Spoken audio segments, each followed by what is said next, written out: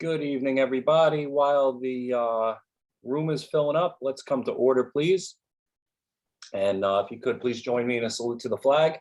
I pledge allegiance to the flag of the United States of America, to the republic which stands, one nation, under God, indivisible, liberty, and justice for all.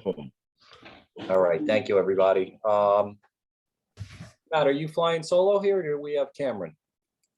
No, Cameron's got the day off today. Okay. As deputy secretary, I'm filling in for him tonight. All right, Deputy, could we get a sunshine announcement, please? Absolutely. Good evening, everyone. Today is Tuesday, March 15th, 2022. This is a Jersey City Planning Board special meeting with a scheduled 5:30 p.m. start. To adhere to social distancing protocols and best practices imposed by city and state authorities, the Jersey City Planning Board has canceled all in-person public meetings until further notice. As a result, this planning board meeting is being held virtually as a video conference that is open to the public.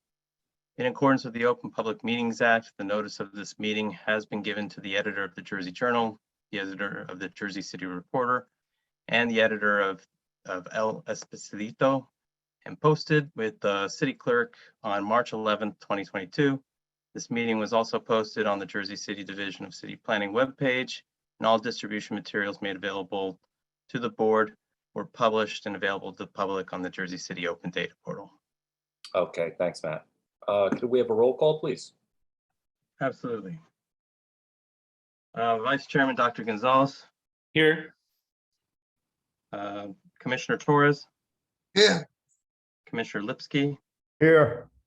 Commissioner Allen. Here. Commissioner Thakur. Here. And Chairman Langston. Here. All right, we're showing 6 commissioners here tonight. We have a quorum. Okay, thank you. Could we swear in staff, please, Mike? I see Matt. Matt, do you swear any testimony you give tonight is going to be the truth, the whole truth, and nothing but the truth? Yes. Thank you. All right, thank you. Do we have any correspondence, Matt? No correspondence. Okay, having no old business, let's jump right into new business. We have one application only tonight. Let's call case P20-058 is a preliminary major site plan and minor subdivision for 2 6th Street. Do we have Frank Regan on board? Voting Frank Regan. Good evening. You can hear me? Good evening, Council. We can. Okay. Good evening, Mr. Chairman, members of the board. Frank Regan, counsel for the applicant, Newport Associates Development Company, with regards to P20-058, here this evening seeking minor subdivision and preliminary site plan approval. And I guess before we proceed, we did properly notice and submitted an affidavit of service to Matt and Mr. Lampe. Just want to confirm that that's acceptable, and I guess enter it into evidence. Thank you, Council. Good evening to you. Chairman, I am to receive the affidavit of publication proof of mailing with respect to the case P20-058, 2 6th Street, Block 7302, Lot 43 and 55.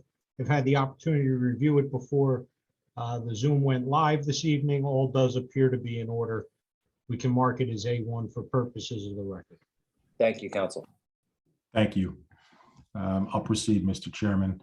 Again, Mr. Lampe identified the property in question. The original application was submitted in March 2020 and has been revised as per planning, staff, and community input. It was originally scheduled for a hearing in April of 2021. As a result of concerns expressed by city staff, as well as the community, the application was put on hold.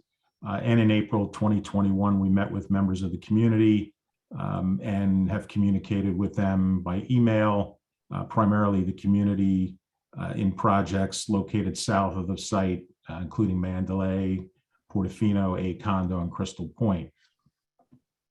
As a result of those meetings, discussions with staff, the applicant has made what it believes are substantive revisions to the plans. I'll just quickly summarize where we were and what's being presented to you this evening. The original plan included 5 towers, and one has been eliminated. That was the one at the easternmost end of the property, which was also the tallest at 51 stories. And from what we heard from the community in particular, was the most objectionable. In addition, the tower heights have been established, so now they reduce as they move east towards the waterfront, consistent with the Newport redevelopment plan. And lastly, the major change was the number of units has been reduced from what was originally proposed at 1,998 to 1,723, a reduction of more than 13%, or a total of 275 units. As indicated, the applicant is seeking minor subdivision and preliminary site plan approval only.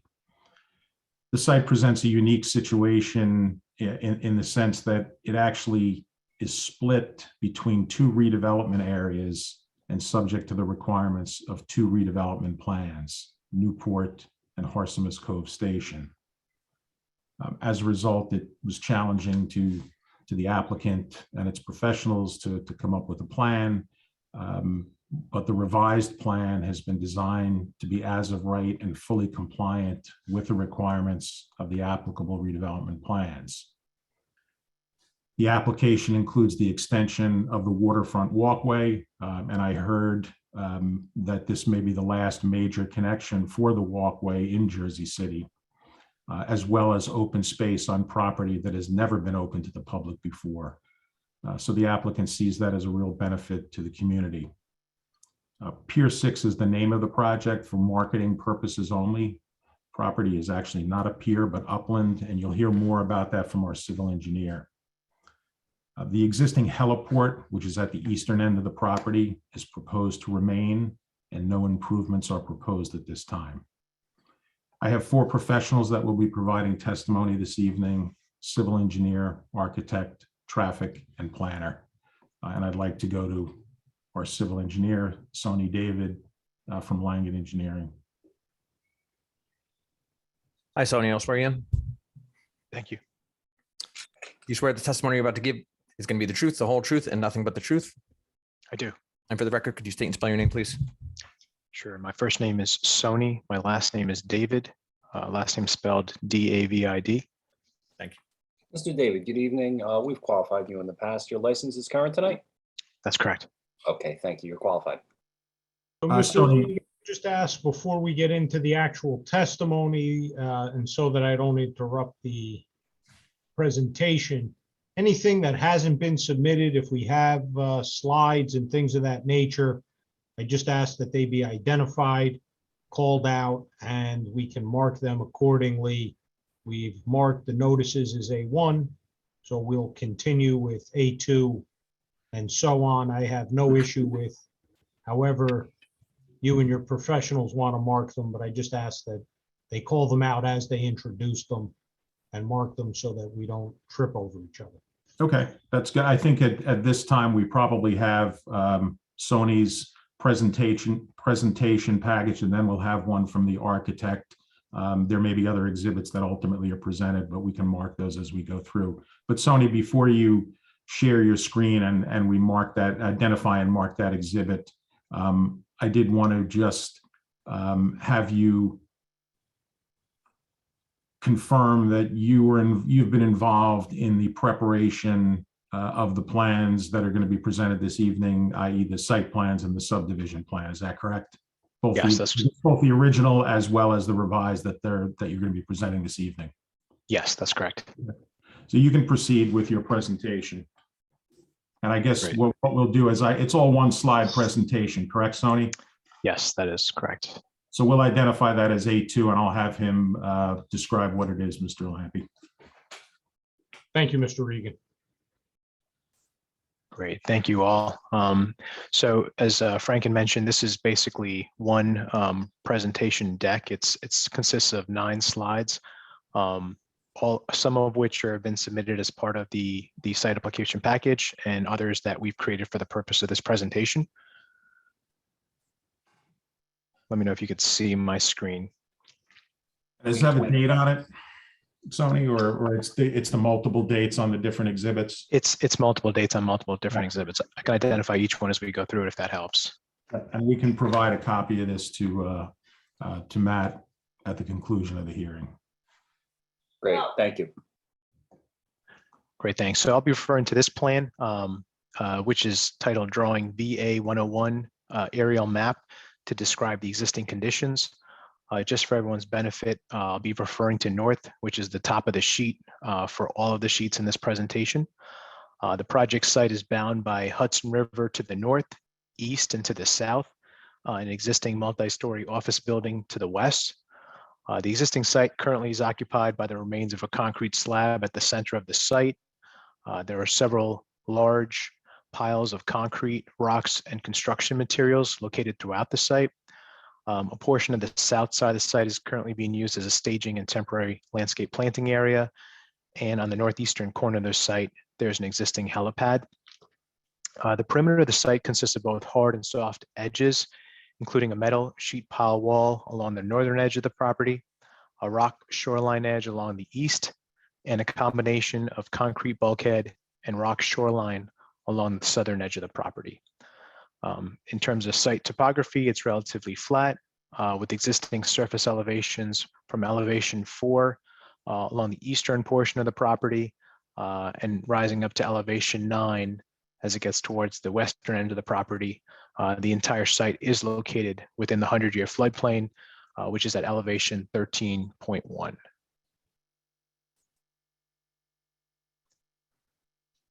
The next plan that we're about to show here, this was submitted as part of the overall set titled Drawing CB 101. It's the minor subdivision plan. I think the simplest way to describe this is really reviewing both the existing and proposed lot configurations, which I've colored just for the ease of the presentation. So starting with the existing lot configuration, this includes the 2 existing block and lots, block 7302, lot 43, which is shown in yellow, and is the water lot.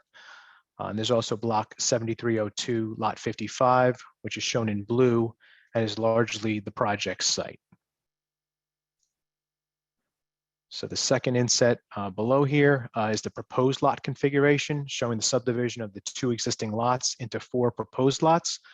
You'll notice that block 7302, lot 4301, again, the one shown in yellow is the revised water lot.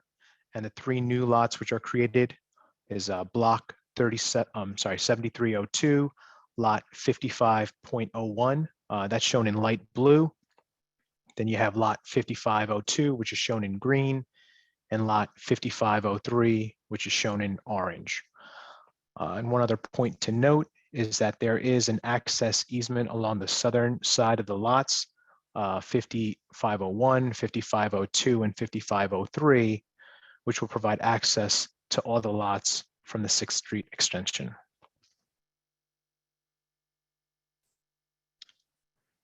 And moving into the proposed conditions, I'll be referring to drawing CS 101, which is the overall site plan.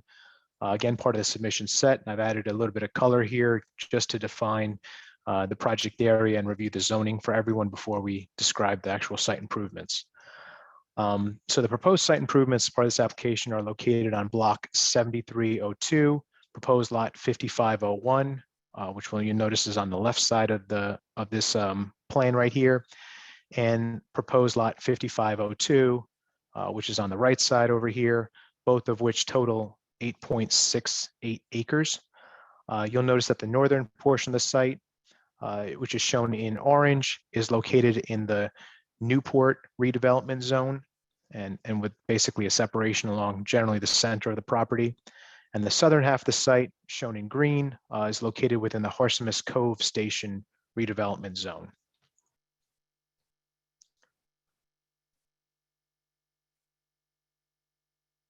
Basically taking that color off, but using the same plan. Just wanted to clarify again, the designation of this site is not a pier, but rather considered land, which has been confirmed by the DEP through an approved waterfront development upland individual permit, which we received in October 2020 for the original project design. Just wanted to also note that this waterfront development permit is currently in the process of being updated for the current design and will be shortly submitted to the DEP for the review and approval. The proposed site plan application, which requires no variances and is an as-of-right application, include 4 new residential towers indicated as Tower A on the westernmost edge or sheet left, so notice it right here, to Tower D on the eastern edge or sheet right. The towers include a total of 1,723 residential units, 897 structured parking spaces, and 4,035 square feet of retail spaces. Towers A and B are 42 stories here in this location here for Tower B, and they're located on a 6-story parking garage podium with townhouses located on the ground floor, both on the north and the south side of the building. Similarly, towers C and D are 39 stories, also located on a 6-story parking garage podium with townhouses located on the ground floor on both the northern and southern sides, as well as a retail element in the northeastern corner. The site improvements also include a new concrete bulkhead around the perimeter of the site, a new 24-foot wide access drive aisle on the southern side of the site. This also includes one-way interior loops between each of the proposed buildings to access the garage. And there are no on-street parking spaces proposed. There are some expected standing areas in the interior circulation loops directly in front of the entrances. However, none of these standing areas are parking spaces to meet zoning compliance. Also, there are no on-street loading areas provided. All deliveries are anticipated internally within the building at this time. And you'll notice that there's also a 30-foot wide Hudson River waterfront walkway, which accommodates both green space and a 16-foot wide pedestrian promenade along the waterfront, along the entire perimeter of the property. This new walkway is slightly under half a mile long of new waterfront walkway.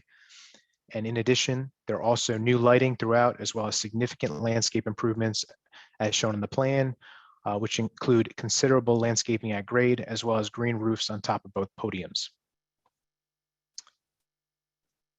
Next, I will be referring to the cover sheet. This is drawing CS001 submitted as part of this application package. As mentioned previously, the site is located in 2 separate zones. And so as we were coordinating with the planning folks in Jersey City, we analyzed and prepared zoning tables for each zone, which don't require any variances. And as recently requested by the city staff in the comment letter received earlier this week, we were asked to review the density, FAR, and open space calculations for the Newport residential district, which I've highlighted here and I'll zoom into now.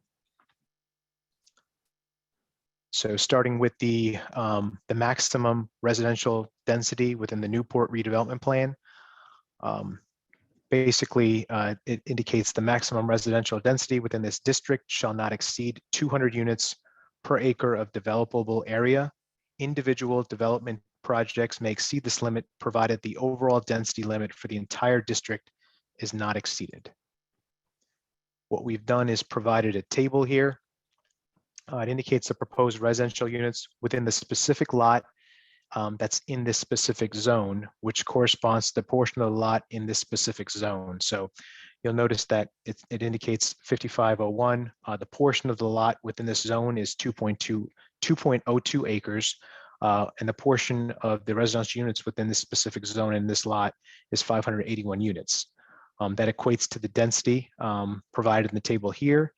And then what we've also done is provided the remaining portion of residential within this district, and the total is 92.78 units per acre, which is under the 200 required as part of that requirement.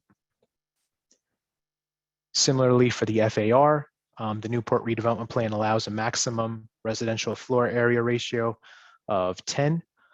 And similar to the density, the proposed table indicates each individual lot within this zone and the total within this district, and both individual lots comply with this requirement. And then finally, describing the open space requirements within the Newport redevelopment plan requires a minimum of 10% open space for the total district acreage. What we've included on the proposed table again identifies the individual lots within the zone and show the correlated open space percentages. So there's 42% for the portion of lot 55.01, 48% open space for the portion of lot 55.02.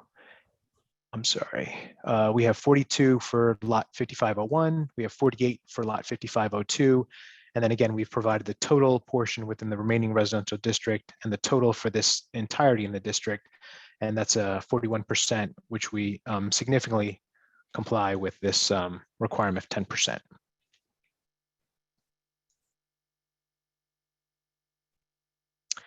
And moving on to this next plan, this is an exhibit that was created as part of this overall package.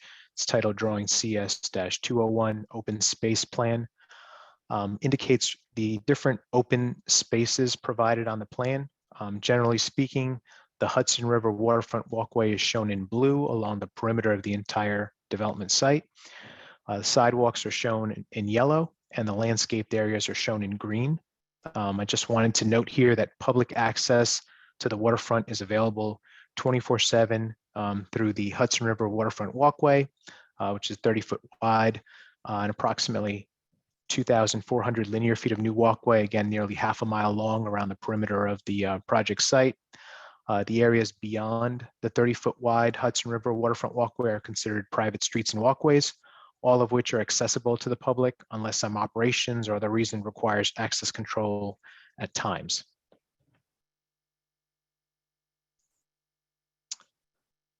This next plan is titled CS-101-0104, Fire Truck Circulation Plan. And we wanted to just define in here the circulation patterns for the fire truck moving into the site, accessing each of the interior loop roads, and exiting the development, which can be accommodated with the dimensions and the layout as currently shown here. And this is using the Jersey City aerial mid-mount fire truck, which is pretty standard in the Jersey City projects that we've worked on. And next, I'd like to refer to drawings CU 101. This is Utility Plan East. I'll be referring to Utility Plan West as well, which are both sides of the proposed development site. First, starting with the proposed stormwater management design, the stormwater runoff is currently conveyed via sheet flow directly into Hudson River in the existing conditions.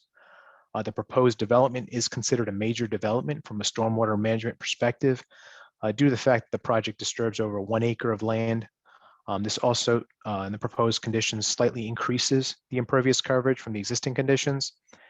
And in the proposed design, the site will convey stormwater runoff through a series of catch basins and piping, which will then be conveyed to water quality units, to which will be treated the paved vehicular areas prior to discharging directly into the Hudson River. And basically through the use of this stormwater strategy, the project complies with the NJDEP, as well as City of Jersey City stormwater regulations. The utility services for sanitary, gas, and electric are designed to be installed within the southern asphalt roadway. You can see them connecting to the buildings over here. It goes down this asphalt roadway and then connects to the existing utilities on 6th Street Extension, as shown on Utility Plan West. Also wanted to note that the water line for this site is designed to loop around the entirety of the site and connect to the existing 12-inch water line that was upgraded to provide both fire and domestic water service to each of the proposed residential towers. And that's the end of my presentation.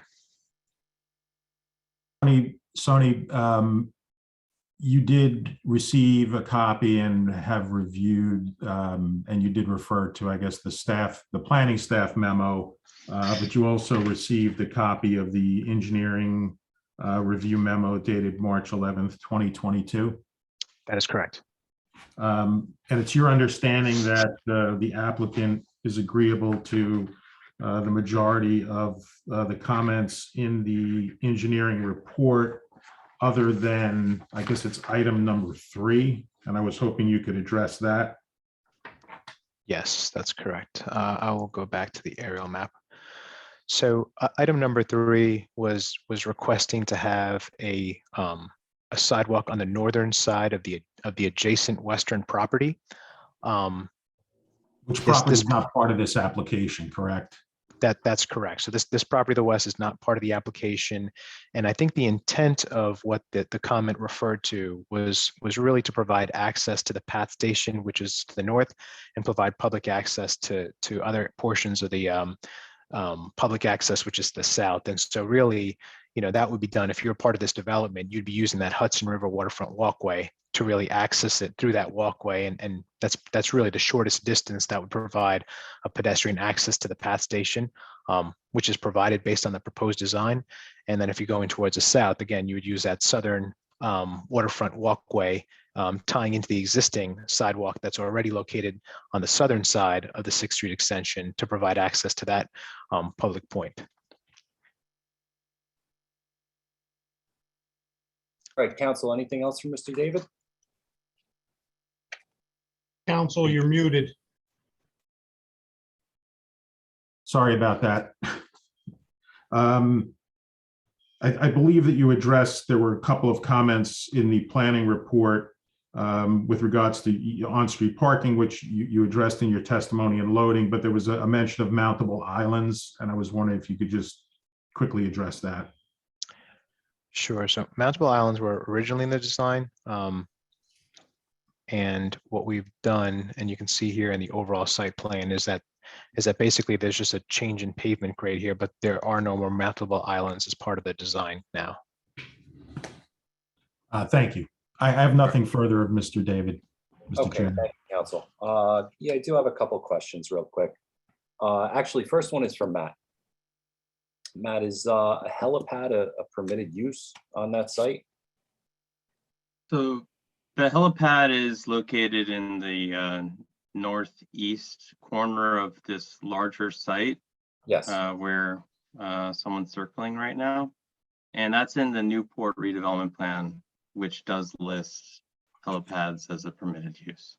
Okay, gotcha. I think it calls it heliport, but forgive me if I'm mistaking one word for the other, but Okay. heliport, helipad, yes.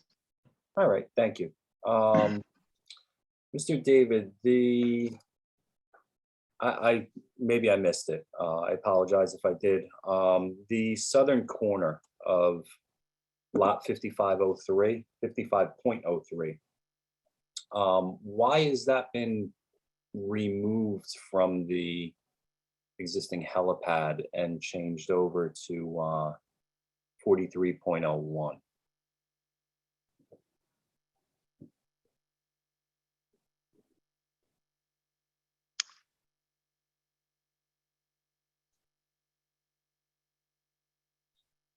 I think the intention was to essentially segregate the different lots that we have for the proposed development and then segregate the lot for the remaining portion of land.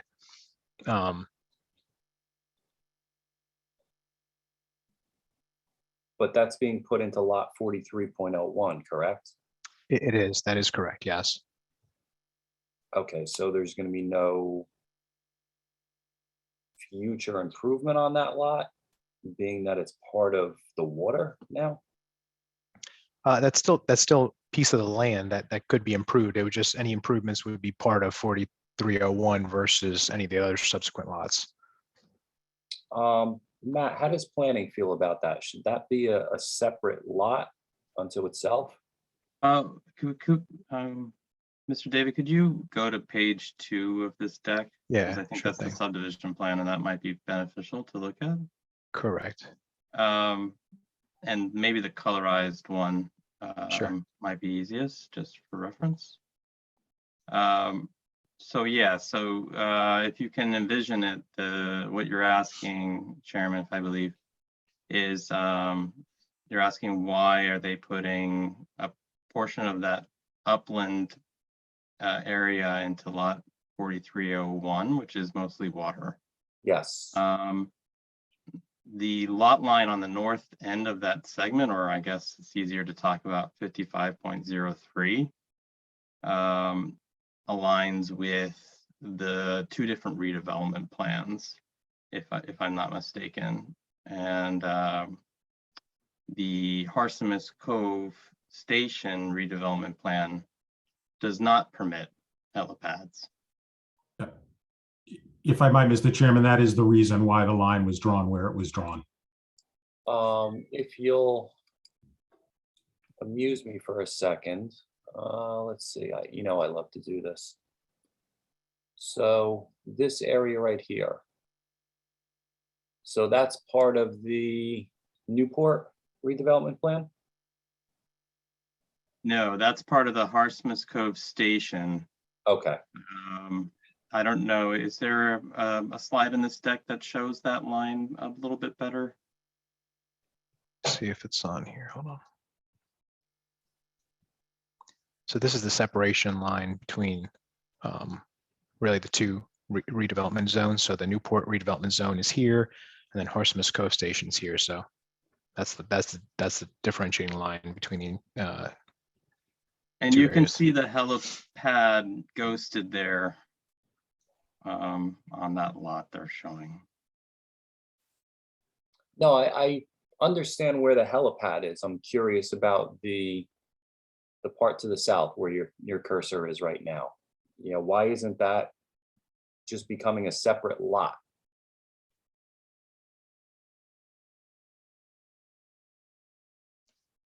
It would be basically be part of just the overall water lot, right? So you have a portion of the lot here that would be on the land side, and the remainder of it would be essentially water. I would assume the difference between the taxes on the water lot and an existing land lot are very different, correct? I don't know the answer to that question. Yeah, unfortunately, I don't want to speculate. You're probably correct, Mr. Chairman, but I'm not certain. Well, and Mr. Regan, do we agree that by creating a larger lot 55.01, that lot now sits in two different redevelopment plans? The lot at the end, correct. Well, the landward side, I think, really sits within, the one zone. It's really the water portion of the lot, which obviously would not be developed, right? Would be in two different zones. Well, but you're adding a land portion to a water lot and creating split zoning and creating a landlocked lot. So I understand that we are subdividing it so that the heliport is fully contained within the Newport redevelopment zone, and therefore the heliport is fully conforming. But I can't wait to hear the satisfactory answer to the chairman's question of why that upland piece is not added to the portion of the other lot, 55.02, which straddles both zones. Why did we go to the water and not back in towards the land? Or for that matter, Santa, why isn't it a separate lot? It could be 55.04. Well, the reason for that, Mr. Chairman, is we wanted to pursue a minor subdivision as opposed to a major subdivision. So creating 5 lots would have required major subdivision approval. So that's the reason, one of the reasons. And then the second reason, as has been alluded to, is the line was drawn where it was drawn because of the difference or the split zone between Newport and Harsimus Cove. And with respect to not having that land piece become part of the interior lot 5502, that was just a decision made by the applicant so that the site squared off properly and presents, the helipad site as well as the other lot presents a future development site. No plans for that at this stage, but that was the intention. And then, Mr. Regan, while we're talking about it, and I thank you for your candor, if and when that portion seeks to be developed, what happens to the riverfront walkway? Does it stay where it is? And I'd probably let Sony answer that, but my understanding, is that it would obviously need to be extended out to the end of that property. Yeah, the intention is to extend the 16-foot wide walkway and the 30-foot wide Hudson Riverfront waterfront walkway portion around the then perimeter of the property, correct? If the end of that property was to be developed, Sony, it would obviously require a waterfront development permit similar to the properties that are currently before the board this evening. And that would require the extension of the Hudson River waterfront walkway, correct? Yes, correct. So that leads up to my next question perfectly. Being that the helipad is a separate lot, is it legal, and maybe Matt, you could speak to this as well. I understand we don't want people walking on a helipad, but isn't that considered waterfront? And wouldn't the waterfront walkway apply to that lot instead of the lots that are colorized here? It's a good question, Chairman. It's a difficult one to answer, as they go to the DEP to get permission for their waterfront development permit and its design to comply with the state law. I do not know the answer to your question. And I think, Mr. Chairman, I think that is correct. I mean, obviously it's the DEP that issues the waterfront development permit and dictates, the requirement for the waterfront walkway. That's why it's at the location it is. And what we're obviously is there's the subdivision and then there's the site plan, and the site plan that we're looking for the board to approve this evening is for proposed lots 5501 and I'm sorry, 50. I can't see them, but the two interior lots, and we're not proposing any improvements nor seeking any development approvals for the end of the property. Sure. I understand that, that's not really in front of us tonight. But again, the permitting hasn't been presented to the DEP yet. So the original permit was presented to the DEP and was approved, and we're in the process right now of updating the plans so that they can be resubmitted to the DEP. But I will tell you, in scenarios where we have gone before the DEP, in situations like this where potentially there were different developers or different landowners, they were supportive of an interim scenario like this where you were basically providing that access around the perimeter of your property until a future development was completed. Okay, understood. Thank you. The open space outside of the walkway. You mentioned the walkway will have 24-hour access, and there's, I forget the term you used, but there is controlled access to the rest of the site. It's considered private, and I understand that's, it's the applicant's property.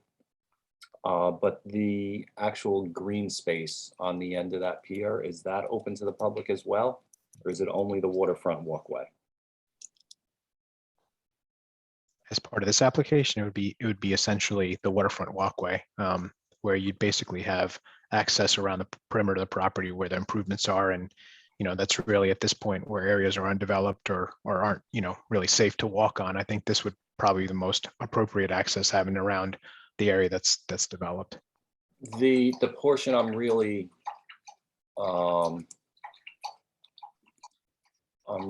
talking about though is, say, this here.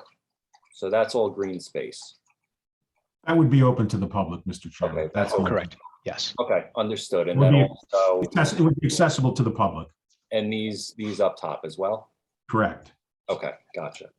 And just to be clear, I just wanted to clarify. So there's no access control, like something blocking the drive. I mean, it is accessible to the public as a whole. I was just saying that in the event that something required access control, that would be then, closed off in certain areas as needed. When you say access control, you mean emergency vehicles, something like that? Yeah, or an event or something like that. Yeah. Okay. And again, we lead right into the next question. Perfect. Speaking of access control, basically the guts of it, the plumbing, the water service, everything is going to be on the northern end of that access road, correct? Generally speaking, yeah. I mean, it's gonna. Yeah, let me go up to the utility plans. Correct. It would be on the northern side with the storm running, or the sanitary running down the center. Okay. And Mr. David, we've seen your work before. It's impeccable. I'm just wondering if there was consideration given to any emergency vehicles having to get by that roadway if, let's say there was, Suez seems to dig up our streets every other day up here in the Heights.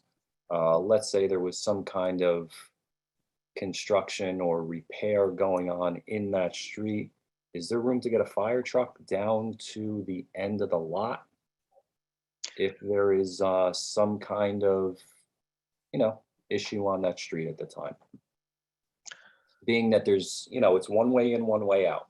And that's always a concern for the fire department.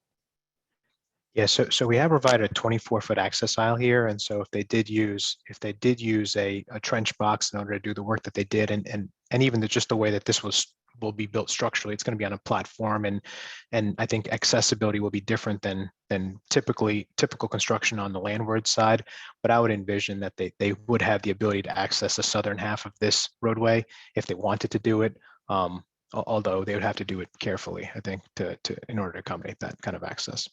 Okay, gotcha. Those are all my questions. Let's open it up to the rest of the board. Anybody? Any questions? Nobody?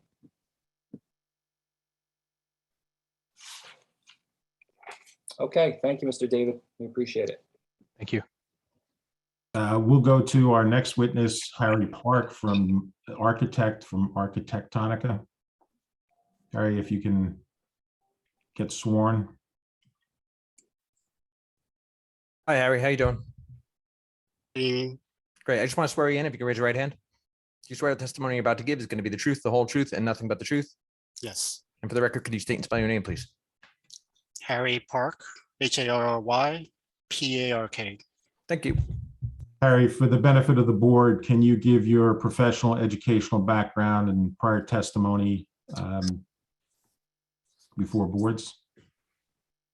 Graduate of Harvard University Graduate School of Design, a licensed architect in New York.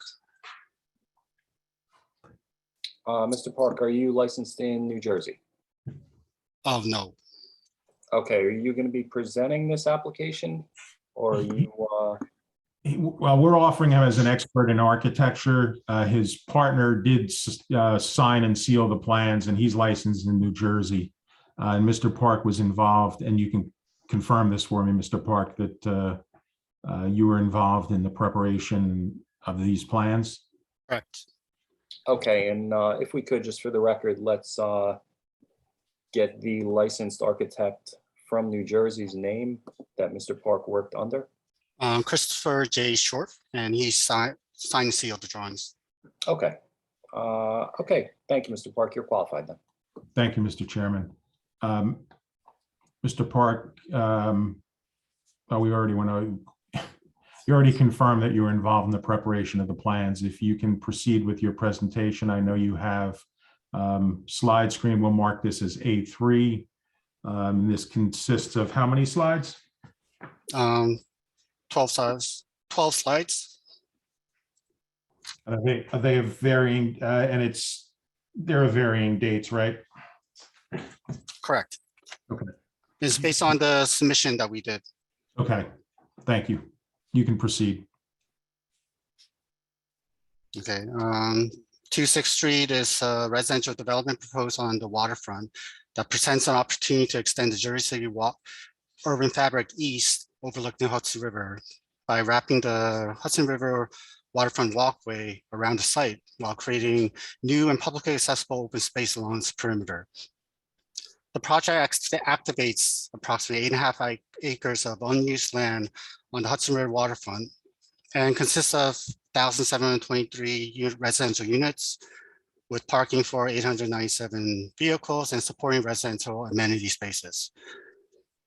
Public access to the waterfront is increased by expanding the Hudson River waterfront walkway around the perimeter of the site and adding almost a half-mile of new waterfront walkway that would provide new vistas over the Hudson River.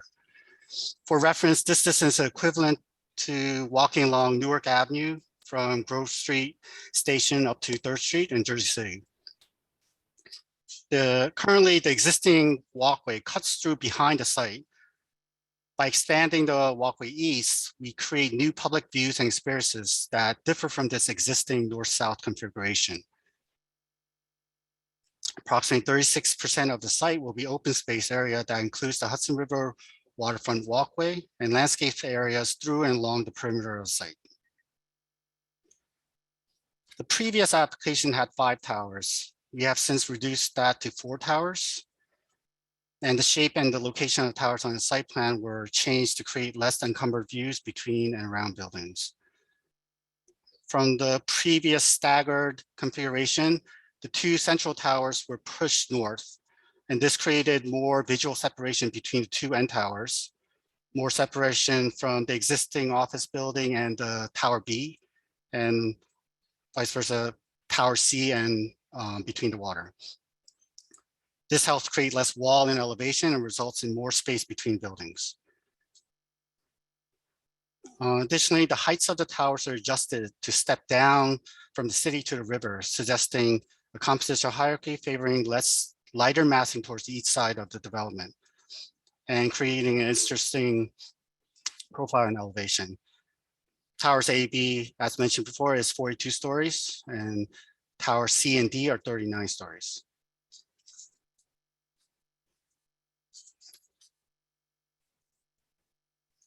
Vehicle traffic and ride sharing queuing is internalized at the courtyards, turnabouts to minimize impacts to the public corridor, the Hudson River waterfront walkway.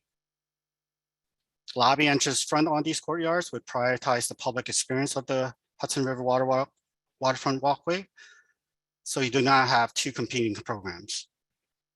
The openness of the courtyards also create visual connections between the north and south side of the walkway.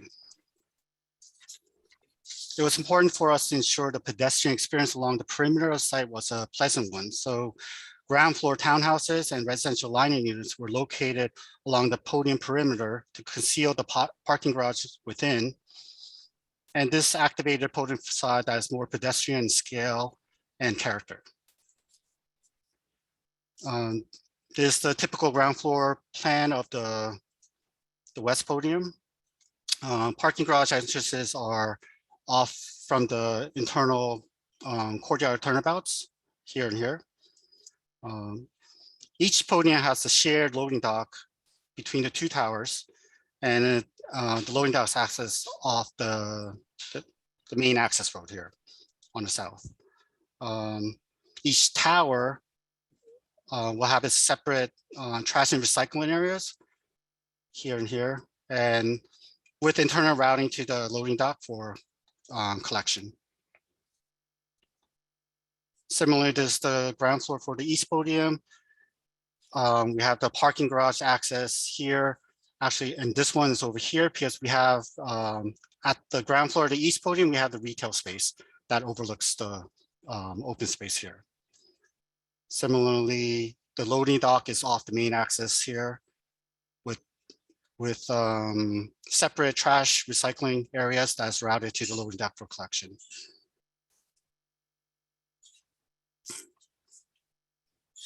There's a typical podium plan above the ground floor. This is where we had the residential lining units that are lining in between the 2 tower footprints to mask the parking within. Above the podiums are active rooftop amenity spaces, which are designed as a finished outdoor space. So we have something nice to look down upon. And then the towers suspend above it. So on the roofs, we have both indoor and outdoor amenity spaces. The residential amenity terrace has a variety of hardscape and green spaces, and it's tied together with a Vita track that ties together different amenity programs, such as a basketball court, bocce courts, more multi-purpose open lawn. We also have interior amenity spaces as a residential lounge and children's room that front the outdoor amenity spaces within each of the tower footprints. Similarly, there's the east podium residential space, so it has a similar vital tract that ties together different spaces with indoor amenities, especially overlooking. Typical tower, we have more 2-point towers and 2 slab towers. We have 11 units per floor. We have a mix of studio, 10% studio, 45% 1-bedroom, 35% 2-bedroom, and 10% 3-bedroom.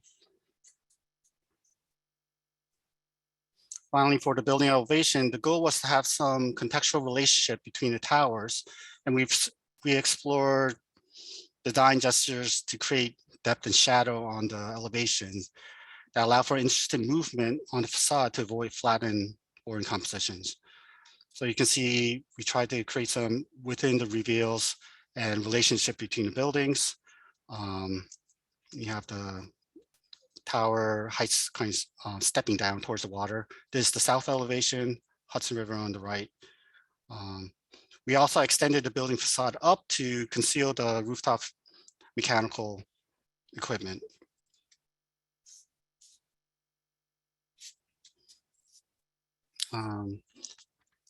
Yep, and that concludes the brief design overview. Harry, I know you, I believe you mentioned it, but there's bicycle parking? Yes, we also have bicycle parking. We have, I believe it's 916. yes, correct, 916 biking. And there's, Bicycle parking. that's going to be located in the garage?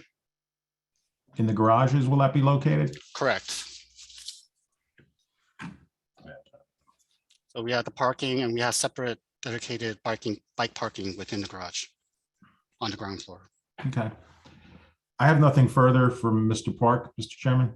Okay, thank you, Council. Mr. Park, a couple quick questions for you. I'm sorry, how many parking spots are there, car parking spots? There's 897 total for both.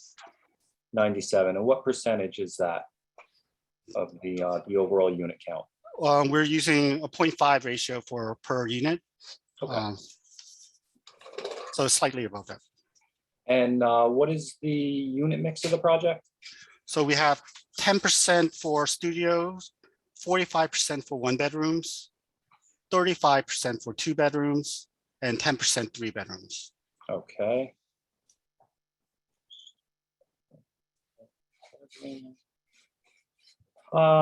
Okay, is there, I'm sorry, are there PTAC units in the building, or is the HVAC all internal?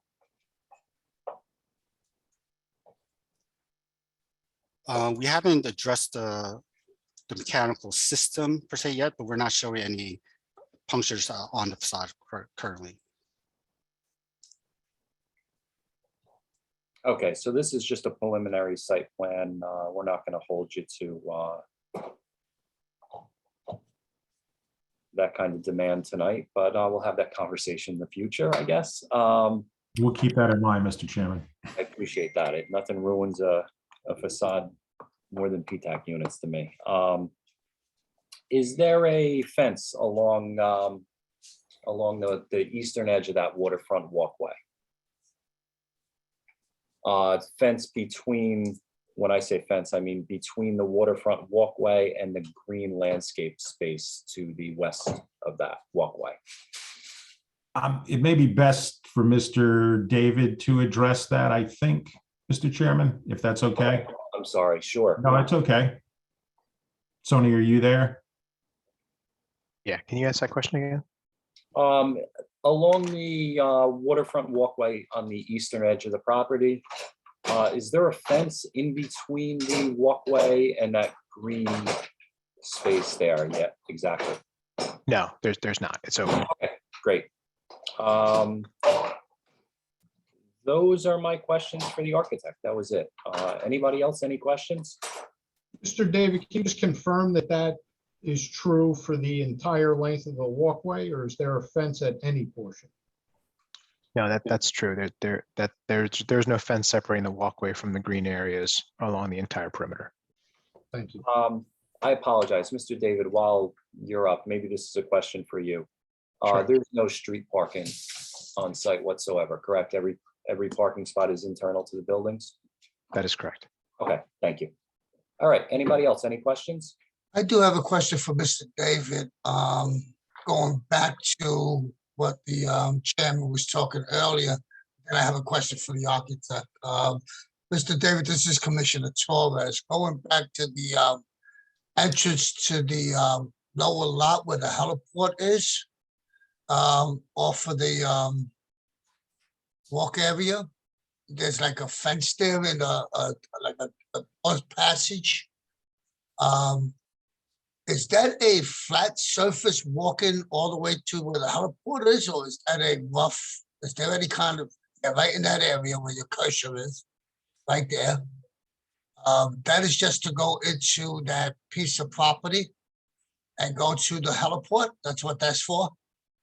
Yeah, it's just again providing any type of access that would be necessary from a construction standpoint. So it wouldn't necessarily be it's going to be a grade change difference between what's proposed there. The walkway as it goes around and wraps around the development area that we're showing is ADA accessible and accommodates, kind of that flat, gentle access.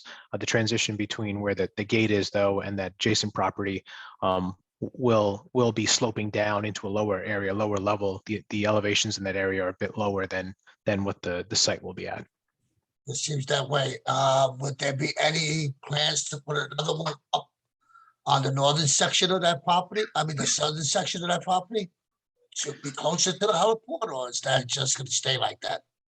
I think it would stay like this. I mean, the intention really is so that we're not disrupting that interim walkway, and you're providing access where there's currently that roadway, just to minimize any kind of impacts to folks walking around. Okay. Okay. Thank you. Mhm. And then going back to the architect, I would question for him. Thank you, Mr. For the architect, I was wondering, I might have missed it, or pardon me if I did, but are these pet-friendly buildings? Yes, I believe we have on the amenity roof, we have the dog parks too, so. On the roofs, okay, then I did miss it, okay. And how about outside for the people, is there any area that you planned on the outside of the landscape area for dogs, or because of, it's just only on the roof? But you got a pretty high roof. Everybody doesn't like going up that high. Yeah.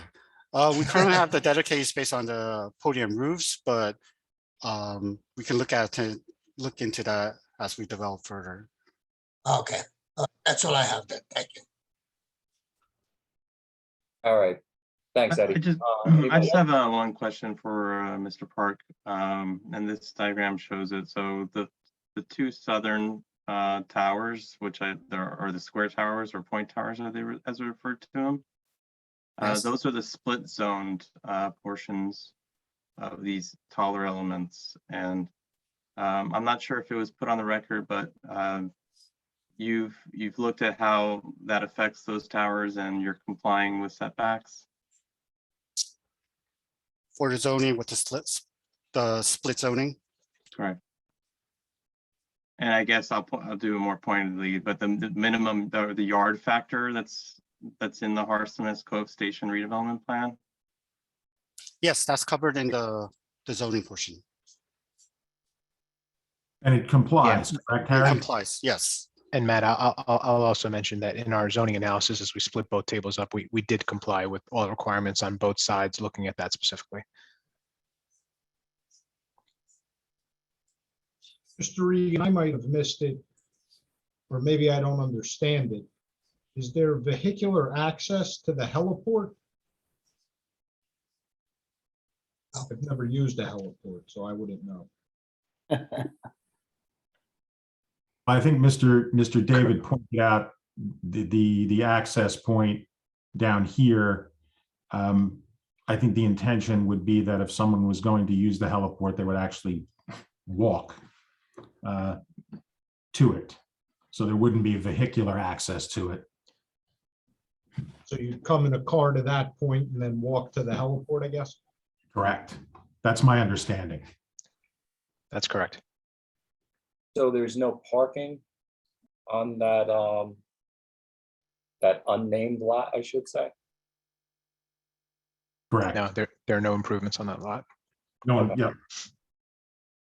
Okay, Matt, from a zoning aspect, they wouldn't be allowed to park on there, correct? If it's, you know, there's no interim use that just, You mean on the southern lot? The one yeah, that's I forgot the number of the lot already. the 44, I believe it is, point. 43.01, being that that's, you know, lumped in with the water lot.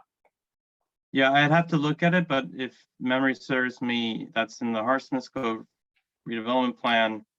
And parking is required to be structured in that plan. Otherwise, they would have to seek interim use approval. Okay, very good. And obviously, we're not proposing any improvements on either one of those lots in association with the heliport. The heliport's going to remain in its existing condition.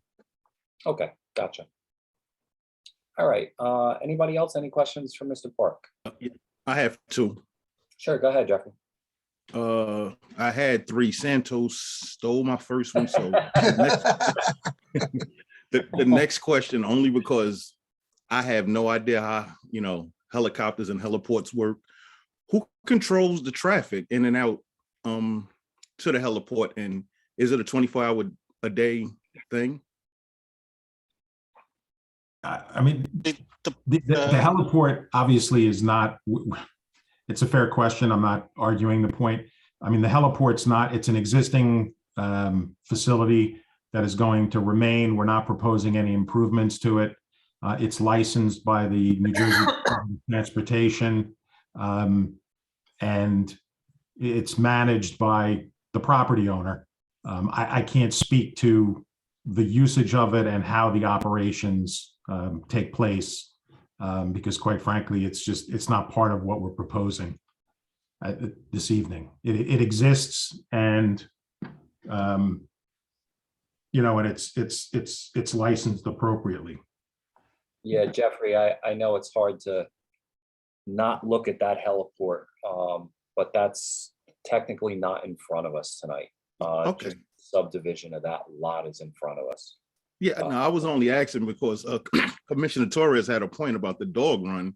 You know, if you're up that high with a dog and, you know, helicopters going over, assuming they go over the building, I don't know. You know, at some point, just a question of like, how would it become a nuisance? That's all. I would think. It's my understanding is it's not frequently used, for one thing.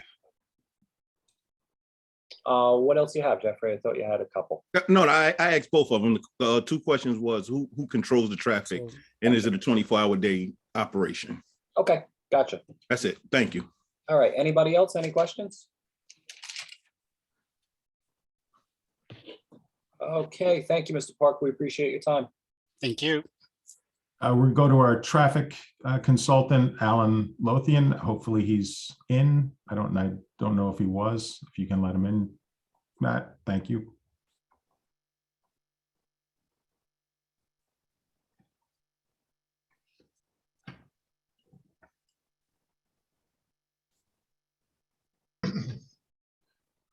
Yeah, he's in. Promoting Mr. Lothian. Gotcha. Thanks, Matt.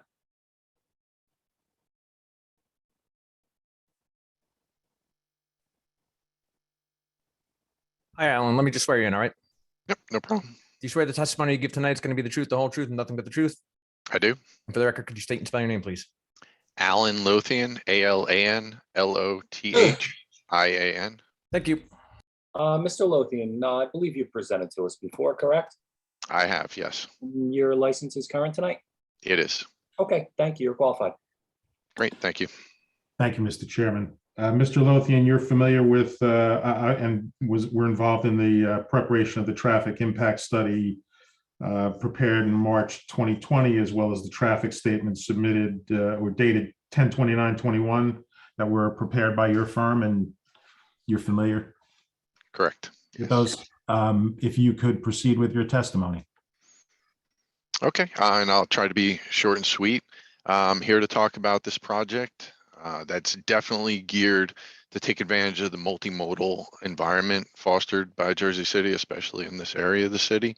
There's excellent access to all modes of transportation from this project, including the path, the light rail, bus, and there's adequate and actually very elaborate bike and pedestrian facilities in the area as well.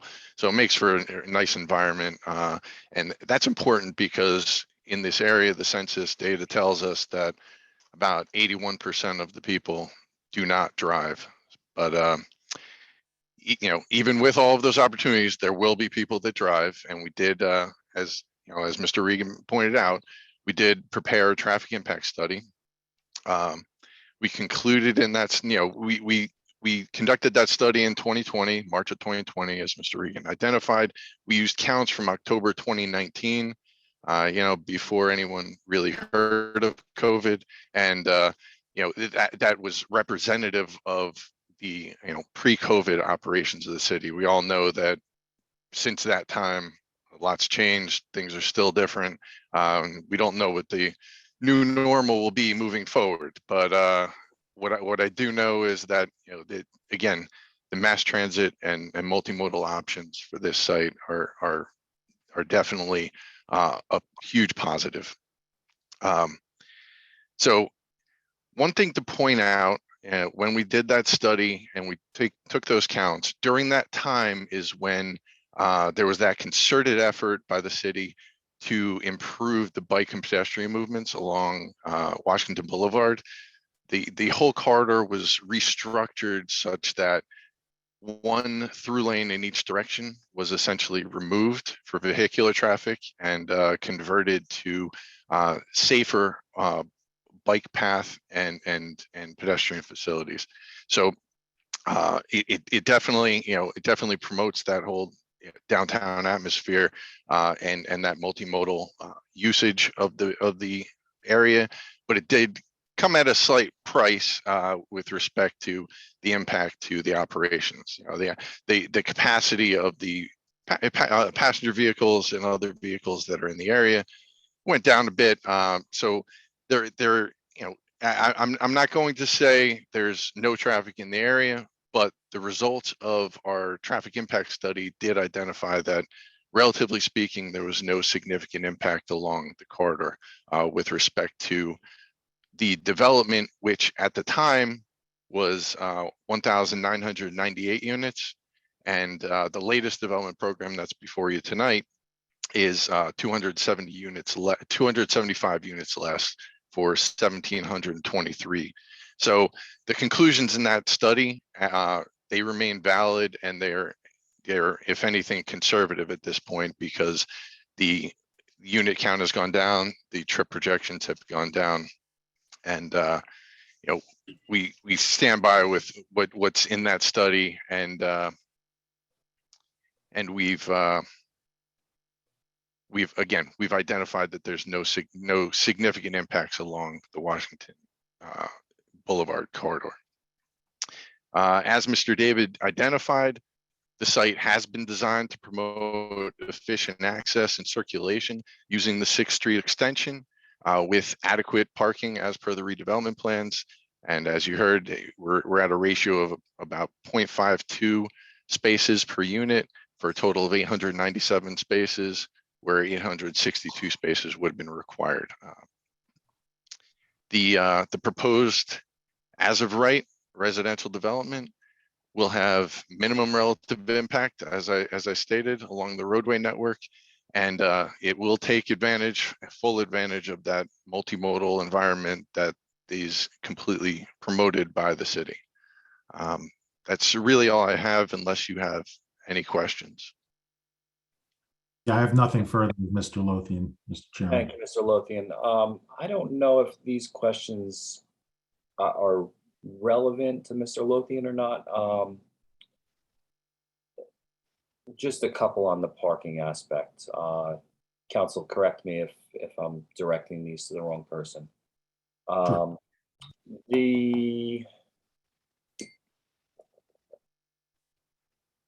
Mr. Lothian, have you ever read the Newport parking report on the number of spaces available in the Newport zone versus how many are used? You know, Newport has an interesting parking scenario where you know, parking is shared between all of their sites. Are you familiar with the report at all, or no? I regretfully say that I'm not familiar with that report. Fascinating read if you ever get a chance. Huh.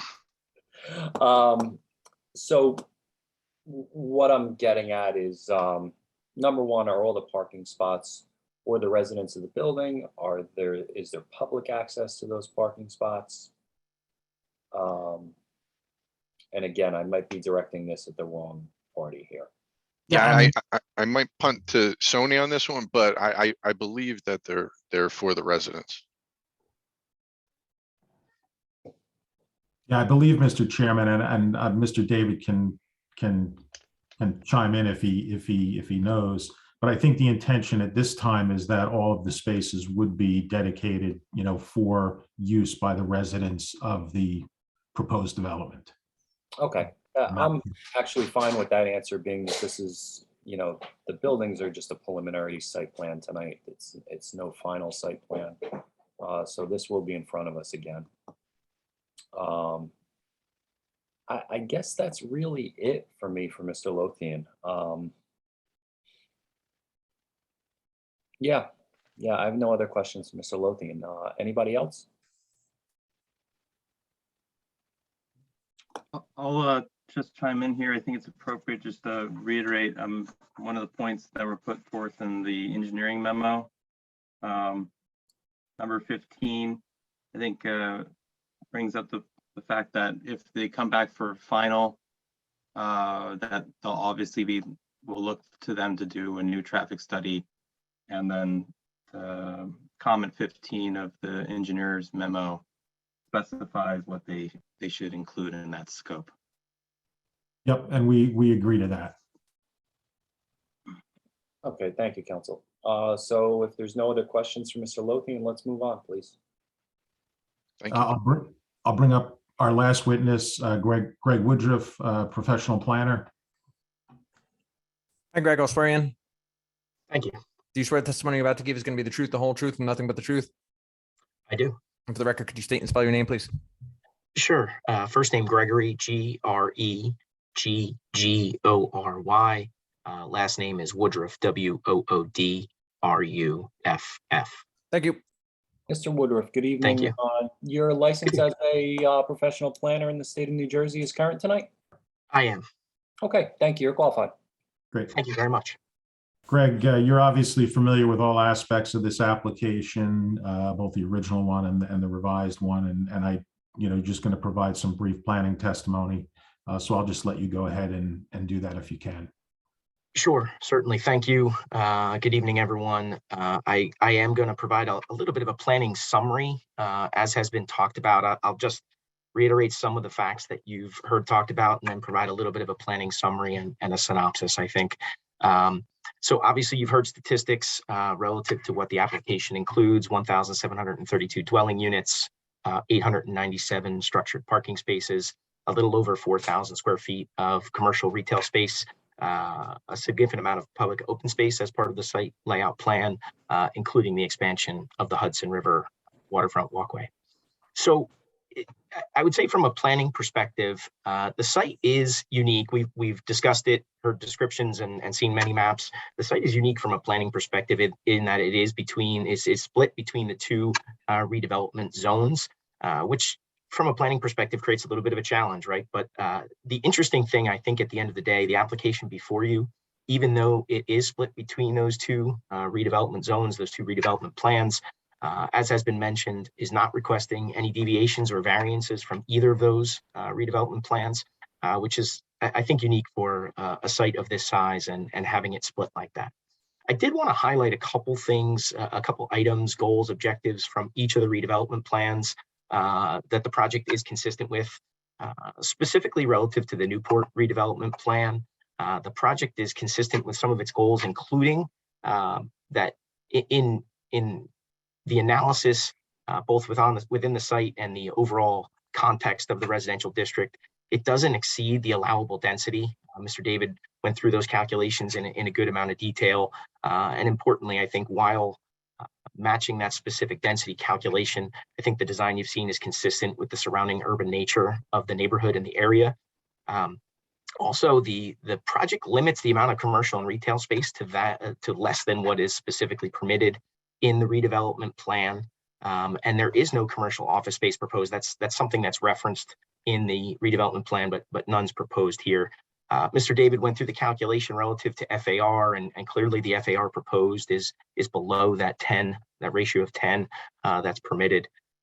And we heard quite a bit of analysis. The plan is up on the screen, the sketch as we speak, relative to the open space areas, defining where those are and the extent of them, including, as we heard, almost a half mile of new Hudson River waterfront walkway. And as Mr. Regan mentioned at the outset of the hearing, I believe it's the last significant piece to be completed. So relative to some of the requirements to highlight from the Harsimus Cove Station redevelopment plan, there are a couple policy statements and other relevant sections that just to highlight, again, from a planning perspective, the project clearly proposes high-rise buildings as well as site improvements. We talked about the open space and pedestrian paths. All of those things are highlighted in the Harsimus Cove Station redevelopment plan as being required. And as you heard both Mr. David describe as well as Mr. Lothian, those pedestrian paths are really geared toward taking full advantage of that multimodal mass transit oriented environment. There is mention in the redevelopment plan, the Harsimus Cove redevelopment plan, about the scale of the site layout and that the site should be laid out with rough city block dimensions. And as you can see here on the plan, the two podiums meet that intent relative to setting up a city block-like environment while being wrapped by that Hudson River waterfront walkway and other open space areas.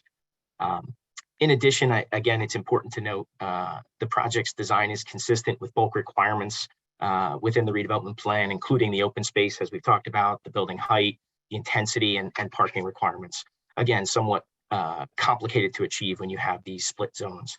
I think it's also worth mentioning, my office also prepared a visual impact assessment report per Jersey City's requirements. In summary, that analysis concludes that the project will not result in negative visual impacts. It's located, the development has been located perpendicular to the river, and the site extends out into the river, thus minimizing impacts from those areas immediately adjacent toward the river and New York City in the distance. And I think it's also worth noting the visual impact report mentions it. I think the positive impact of the extension of the Hudson River waterfront walkway and the views that will be attainable from those new areas is a significant positive impact, as it will create publicly accessible, significant new areas of viewing opportunity. So in conclusion, I think from a planning perspective, the site clearly is unique in that it has that split zone scenario, but still been able to be designed such that it is not requesting or requiring any deviations or variances, and has the positive benefit of creating such a significant extension of the Hudson River waterfront walkway and the open spaces that come along with it. So that's just a little summary. Again, the project's not requesting variances or waivers or deviations, but we just wanted to provide a little bit of a summary from a planning perspective. That's all I have from Mr. Woodruff, Mr. Chairman, and then we're done with our direct testimony. Okay, thank you, Mr. Woodruff.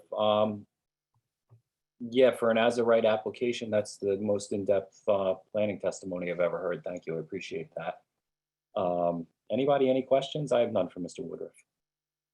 I have none. Okay, council, if you'll allow, I do want to go back to Mr. David real quick. And I just have a quick question about, you know, I'm no engineer. That's why Mr. David's here to testify for us. And, you know, obviously this is a large project to put on a pier.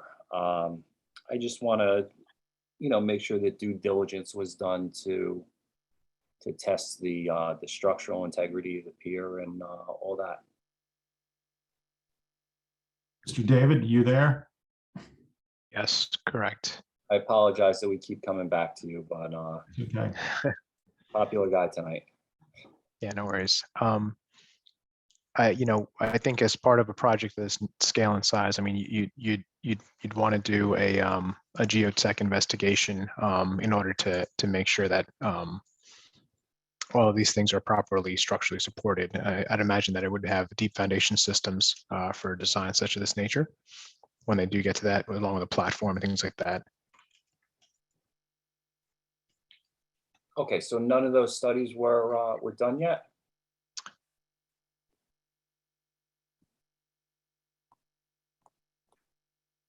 You haven't been involved in those studies, Mr. David? I have not. And it's you alluded to, it's your understanding, and correct me if I'm wrong, that the buildings will actually be constructed on a platform over Correct. the property? Correct. Yeah, it would have to be an entirely new structural platform along with deep foundation systems that would be supporting the entirety of the design. And it's going to be typical of the waterfront construction that you'd expect along the edge in Jersey City like this. So, I mean, we're very familiar with that and very familiar with the process, and you can expect similar construction in this location as well. So it's your understanding that the old pier that you described as now being, I guess, as determined to be upland by DEP is not in and of itself going to be the support structure? Absolutely, that's correct. Project? Yes. Okay. Okay. I don't know if that addresses, and we obviously if we come back for final site plan approval. You know, if the board was to approve this, we could obviously have more information on that, Mr. Chairman, at that time. Sure. Yeah, that was going to be my next statement was, you know, again, being that this is just a preliminary site plan, it's not the final site plan tonight. You know, I would hope that information would be available to us on the final. And I actually do have a question for Matt, and it's really more for the public's knowledge. I just want to get into, you know, the process of this proposal tonight versus, you know, the final site plan. So how do we move from the preliminary site plan to the final site plan? What's that process? What's that timeline? Obviously, being a preliminary site plan tonight, these buildings aren't going to start being constructed tomorrow. So Right, so it's very typical for us to actually receive applications for both preliminary and final major site plans in one go. In this case, the applicant has requested just preliminary major site plan. And following any, if the board approves their preliminary major site plan application, they could potentially apply as early as they wish following the memorialization of a resolution detailing that action. I do not know what their intentions are, but it's really up to the applicant whether or not they want to apply for final to continue this preliminary approval. It's nothing stopping them from applying something completely different, and it would be preliminary and final at the same time. So Yeah.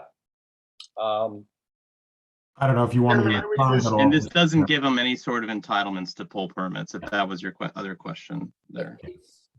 It's not really a question. It's just, you know, let's be crystal clear about the process here. A preliminary site plan doesn't allow permits to be pulled yet. They still have to come back for a final site plan. And council, I guess I do have a question for you. It's an abstract question. It seems like a lot of hoops to jump through for a preliminary site plan. I don't know what kind of question that is. Well, to your point, and maybe it's in just maybe expounding upon, you know, Matt's response. I mean, part of it goes to your question about the structure, the structural design of it. Obviously, you know, it's a massive undertaking from a construction standpoint. A significant amount of money will need to be spent to, you know, to do geotechnical analysis of the site, structural design. And I think that's partly why the applicant is proceeding with preliminary approval to one, see if the board will ultimately approve, you know, the project as currently proposed. And if that's the case, then I think that's the point where the applicant then decides to spend a significant amount of money to go to final design. Preliminary approval, if it was granted by the board, you know, provides vested rights to the applicant for 2 years under the municipal land use law. We can obviously come back for extensions of that. There is no time frame at this stage for the construction of the project, because I know that's a question that I'm sure the public will have. Well, some of the board members may have it. So it really is to just, I think the intention is to hopefully secure the board's approval for the plan as it's currently proposed, which would then allow the applicant to take the next steps and ultimately construct the project, because with a preliminary approval, as has been stated, doesn't entitle the applicant to really do anything other than decide to move forward with the project, you know, based on that approval. Sure. And yeah, being on the board since 2013, you know, I understand that. I just want to make that clear for the public that that's the process. You know, a lot of people don't go to regular planning board meetings like I do. So yeah, that's just for the public's information. Matt, I do have one other question, and I don't know, maybe council, you could address this. Being that this is an as of right preliminary site plan, this doesn't trigger any kind of inclusionary zoning ordinance, correct? From my point of view, that is correct. And I know in Matt's earlier memo, and I'll let him speak to it, you know, from in the original application, there was a determination that the IZO didn't apply. And I believe that's still the case, but I'll let him respond to that also. Chairman, just repeat your question. I'm sorry, I did not hear it. Being that this is, you know, an as of right preliminary application, this doesn't trigger the IZO, correct? So no. That is correct. So housing they're not. Yeah, one of the precursors, or one of the things they need to even be considered to or evaluated to trigger the IZO is a C variance or a D variance, which they are not requesting. Okay, thank you. Anybody else, any questions, you know, before we open it up for public comment? Yeah, Chairman.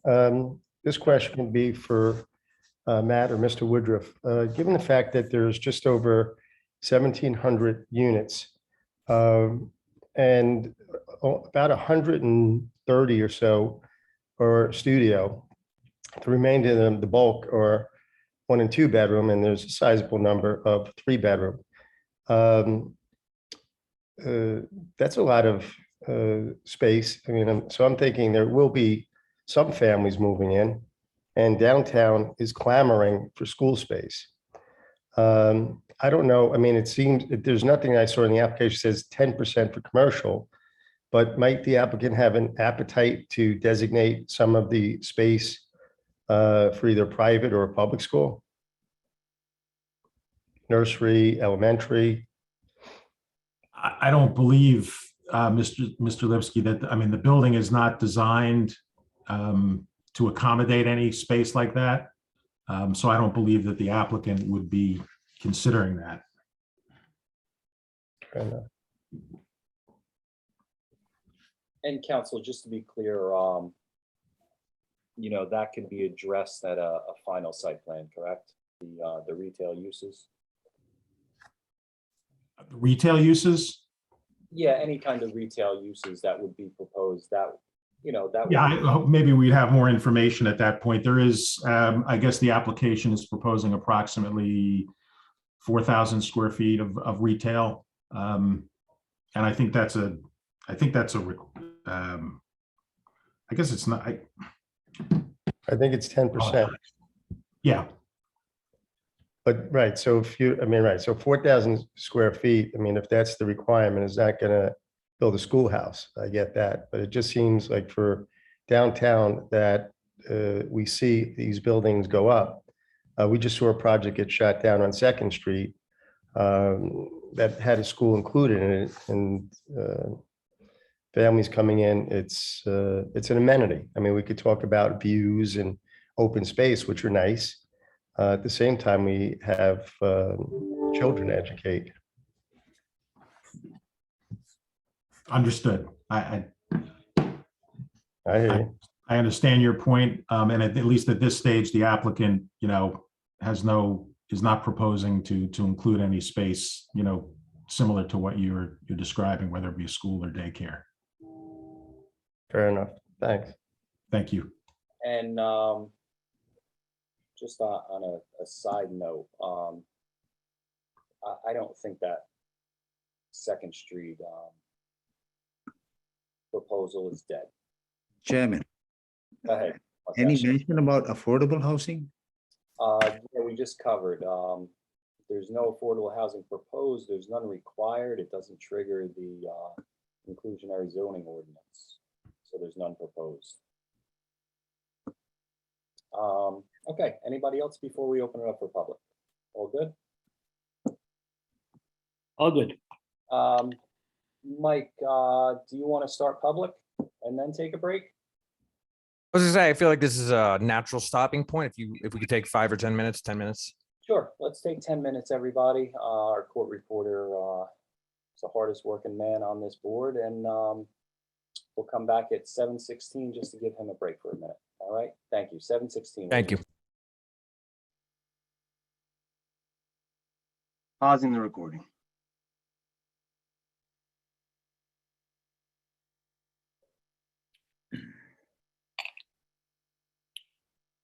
You didn't go anywhere, Matt. Hold up my water. Good man. Girl Scout cookie season, though. You didn't have any Girl Scout cookies back there? I have a brownie in my house, and she's gonna do an office delivery tomorrow after school. All right, maybe I'll come by and sign some plans tomorrow. It's an upcharge now. No, I'm just No worries. I'm always willing to support. All right, could we come to order again, everybody? Just one housekeeping issue I want to hit before we open it up for public comment. Council, you did mention that you met with the public. When was that? When was the last meeting with the It public? was in April of 2021. Okay, have they been presented this current plan? Or is this just? the They update? have not. They have not. Okay. All right, so at this time, let's open it up for public comment. If I see a number of hands raised already. If you are here and you'd like to comment, please raise your hand. If you are calling in, you can press *9 to raise your hand. And we do have 5 minutes for each of you.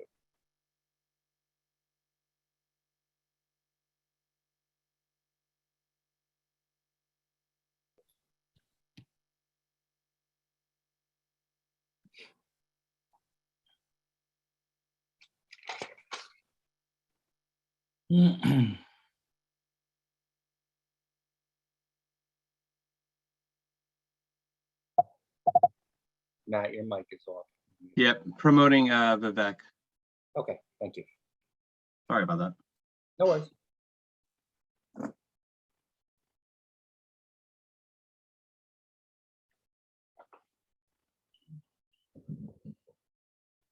Hi, Vivek, are you there? Yes. Are you able to turn your video on? Fantastic. I just want to swear you in before you speak, okay? If you could raise your right hand. Do you swear that any testimony you give tonight is going to be the truth, the whole truth, and nothing but the truth? Yes. And for the record, could you state and spell your name, please?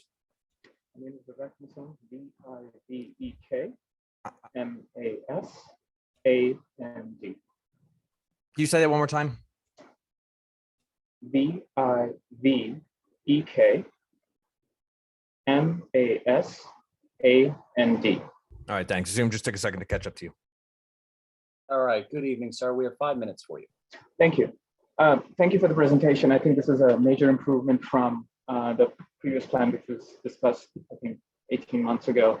I have some serious concerns about the development in terms of the amount of traffic and number of people that are going to be added. Just from rough math, we've got 1,700 units, which accounts to probably about 4,000 to 5,000 new people, 4,000 square feet of commercial space, which if you take a regular store would equate to anywhere from 8 to 10 commercial stores. So about 5,000 new people, visitors for those people. You've got about 1,000 car space parking lot. And there's no parking for any of the visitors. So basically, not only does it add more parking issues and creates congestion, but also it adds more load onto the path system, which is basically already overloaded. So the question is, how are we planning to manage all of this increased capacity? I know we've done traffic studies, but the traffic consultant himself agreed that even after reducing the spaces, he feels that it's going to be okay. But I don't see how adding so many new cars, so many new people, all their visitors, commercial stores, is going to be okay. Especially, I drive on Washington Boulevard 2-3 times a week, and I'm seeing, there is congestion almost on a daily basis. So my concern is, how are we planning on addressing the number of people that are being added as a result of these 4 humongous buildings that are going to be built, over the next few years? Okay, thank you, sir. Any other questions you want to get on record before we get that answered? Yes. The second question I had was about the south side of the helipad. So I would like to understand, so am I to assume that that's just going to be empty space that's going to be there? There's no park, there's nothing, it's just going to be land that's going to just lie over there? And wouldn't it be better, again, for the green space issues that Jersey City is facing, especially downtown, would it not be better to actually put a park over there? So those are the 2 major questions that I have that concern me. Okay, thank you, sir. Council, do you want to address? The second question is, it is proposed to just be vacant land at the southeast portion of the site. There are no improvements proposed. With respect to the first question, I'm not sure that I'm qualified. I'm not sure that any of our professionals are qualified. Obviously, the site is zoned for the density that the applicant is proposing. Issues of traffic, path capacity are really beyond the ability of the applicant to address. It's beyond the capacity of the applicant. I completely agree. The applicant does not control path, but this zoning board does have to look at it holistically. How does it impact downtown Jersey City, which has basically become building after building after building after building, right? So how do we actually address? I mean, this all ties down to not having enough schools, not having enough public park space, not having enough transportation capacity. We keep saying multimodal, multimodal. Just by saying multimodal doesn't change the fact that we're actually adding 5,000 new people within a very small piece of land, all of which are going to basically pile on to the Newport station or Exchange Place station. That's the only, nobody is really taking buses, right? These people who are going to be staying here, this is premium property. They're going to be spending thousands of dollars on a monthly basis on rent or condo fees, if it's a rental or ownership. There are people who are going to be working in New York City, or they're going to be people who are going to be driving, right? You've got 1,000 new parking spots over there. That means you're expecting 1,000 new cars to show up there. All of this is congestion that's gonna, that we have to account for. And, to speak for the board, I have to echo Mr. Regan's comment that the board unfortunately doesn't control path. I wish we had more say over, path capacity. Obviously we don't. It is an issue, but it's nothing that this board could address. And that's very unfortunate, but that's, I hate to say it, but that's the reality of what we see here night after night. I understand, sir, and I'm not asking you to control it, but I think we should take, I'm just asking the board to take that into consideration, right? Because while adding new buildings, they may look good, these are all brand new buildings, all of that is great, but at the end of the day, it's the residents of Jersey City that are actually held, left basically dealing with all these problems. So as the zoning board, I think one has to take a holistic approach and then maybe talk to the transportation department and say, hey, listen, what are we doing about it? And if the transportation department is not ready to move forward, then maybe we need to take a step back and say, okay, well, then maybe we don't need to add 5,000 new people showing up in such a small area. Maybe we have to deal with 2,000 people. I'm just saying there are options over there. We have to look out for it. We have to look out for everyone. We're all residents of this state. Understood. And we have about 10 seconds left for you. Okay. But I don't want to delve too much into it, but this board doesn't have purview over transportation. We can't go to the, traffic and engineering and demand anything. The purview of this board is just to review site plans, review redevelopment plans. We're not an arm of city government, technically. We're an autonomous board that only sees site plans. So, again, I wish we had more say over these things. And we enforce the zoning laws. And this, as it's been stated tonight, this is an as of right project. They're complying with everything that's written in our zoning laws. So, that being said, there's really not much I can add to that. We can't go outside of our purview and reach out to other boards or divisions of the city. City planning certainly can have those conversations, but the planning board itself can't have those conversations. Okay, so let's move on with public comment.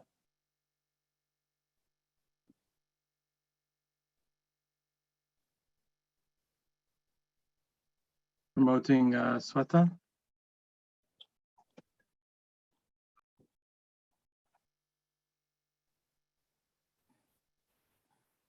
Hello. How's it going? Are you able to turn your video on? Yeah, sure. Great. I did. Can you guys see There me? we go. Yep, see you now. That's perfect. I just want to swear in before you speak, okay? If you could raise your right hand. Do you swear the testimony you're about to give is going to be the truth, the whole truth, and nothing but the truth? Yes, I do. For the record, could you state and spell your name, please? My first name is Shweta, Shweta. Last name is Masand, Masand. Thank you. Ms. Masand, good evening. We have 5 minutes for you.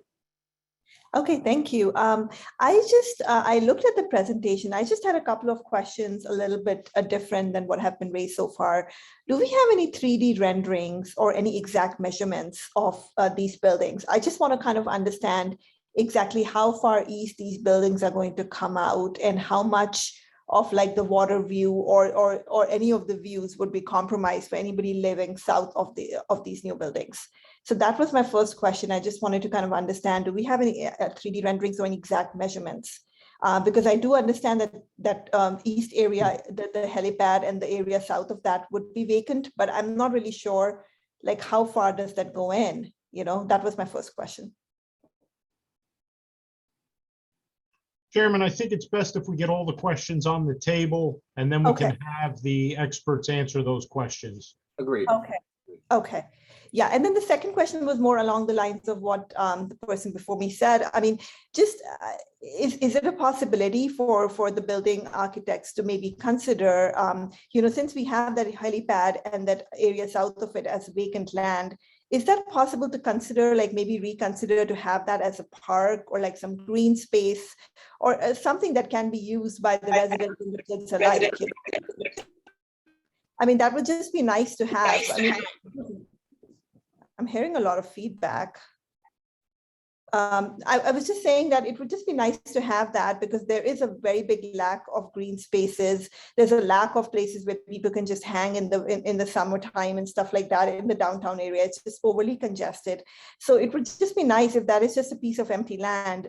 And I'm not even sure why even we need to keep the helipad. Why can't we keep that whole area? Why can't we just repurpose the whole remaining area into a green space? Maybe put some rides for the kids, make it a play area and like some green space, with some loungers and stuff like that, like how we have close to Newport. Okay, thank you, Ms. Masand. Council, do you want to address any of those? Well, I'll address what I can in terms of, the application that's before the board doesn't include the property at the end of the on the water. So we're not proposing anything. The heliport will remain, that other piece will remain vacant. Obviously, that we've had extensive testimony that the waterfront walkway will be extended into the site. There will be public open space that people that live in the development and nearby can utilize. So it's not as if the plan is not proposing that. I wasn't sure about the question. The property at the end of the pier, I don't know how far that, maybe Sony, you probably have dimensions for how deep that is set back to the water. It's about 1,000 feet. 1,000 feet from the south? It's 1,000 feet. The two lots that we're talking about with the development is 1,000 feet, approximately 1,000 feet long. Oh, 1,000 feet long. Okay. And what's the width of it? About 360. So it's 1,000 feet and in 360 to east to west. I'm sorry, it's 1,000 feet from east to west, and then from north to south, it's 360. And Mr. David, I know the helipad isn't on our plate tonight, but do you have a dimension from, say, the end of the new lots that are being created to the end of the helipad going out into the river, going east? It's an additional 170 feet. Okay. Gotcha. All right, thank you. All right, let's move on with public comment, please. Promoting Stephen.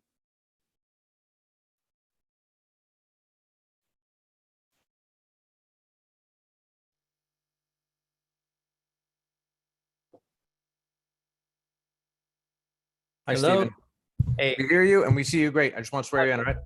You okay, can raise your great. right hand. Yes, Do you swear the testimony you're about to give is going to be the truth, the whole truth, and nothing but the truth? yes. And for the record, could you state I and do. spell your name, please? Stephen, Steven, Rivellino, Rivellino. Thank you.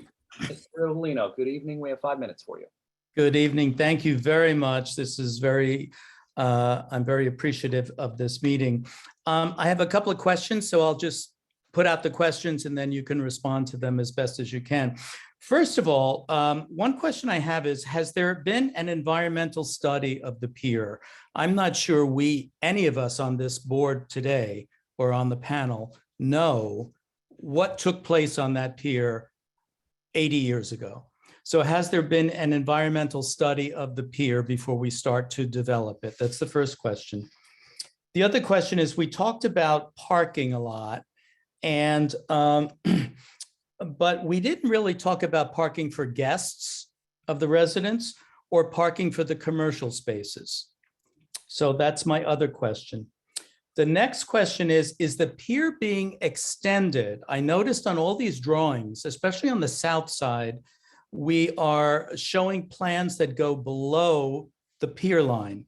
So is the pier being extended in any direction in order to accommodate the pedestrian walkway?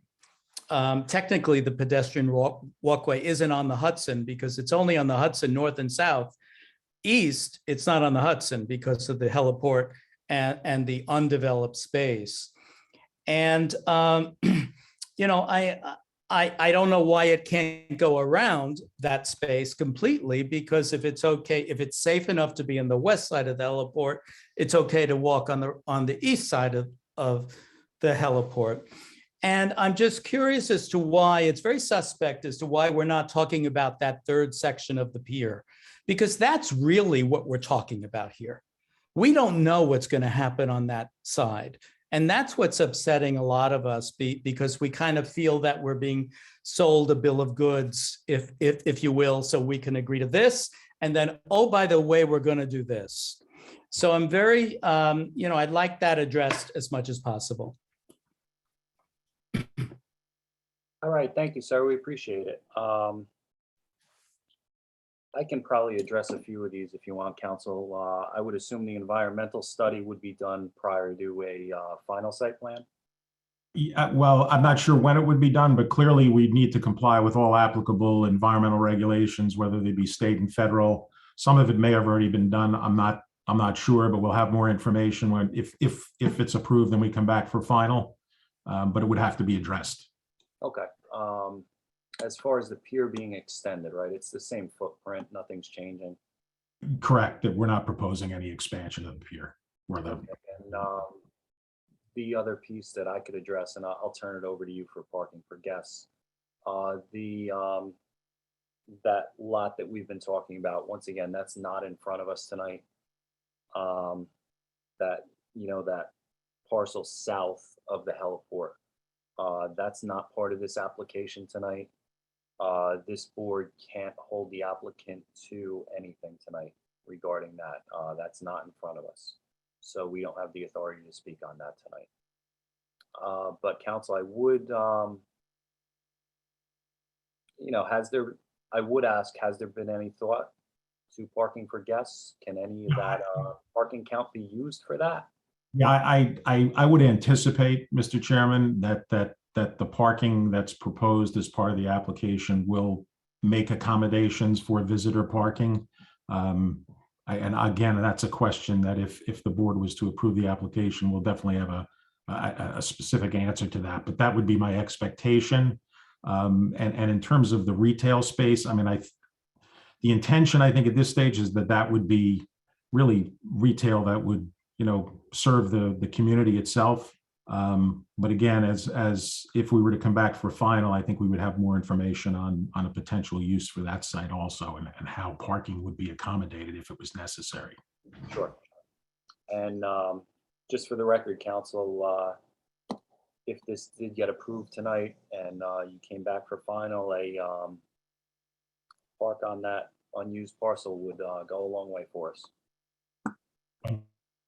Understood, Mr. All right, so let's move on with public comment then, please. If you want to comment, I see a number of hands raised, but if you'd like to comment, please raise your hand. If you're calling in and you'd like to comment, press *9 to raise your hand. Promoting Pam Rizzo's.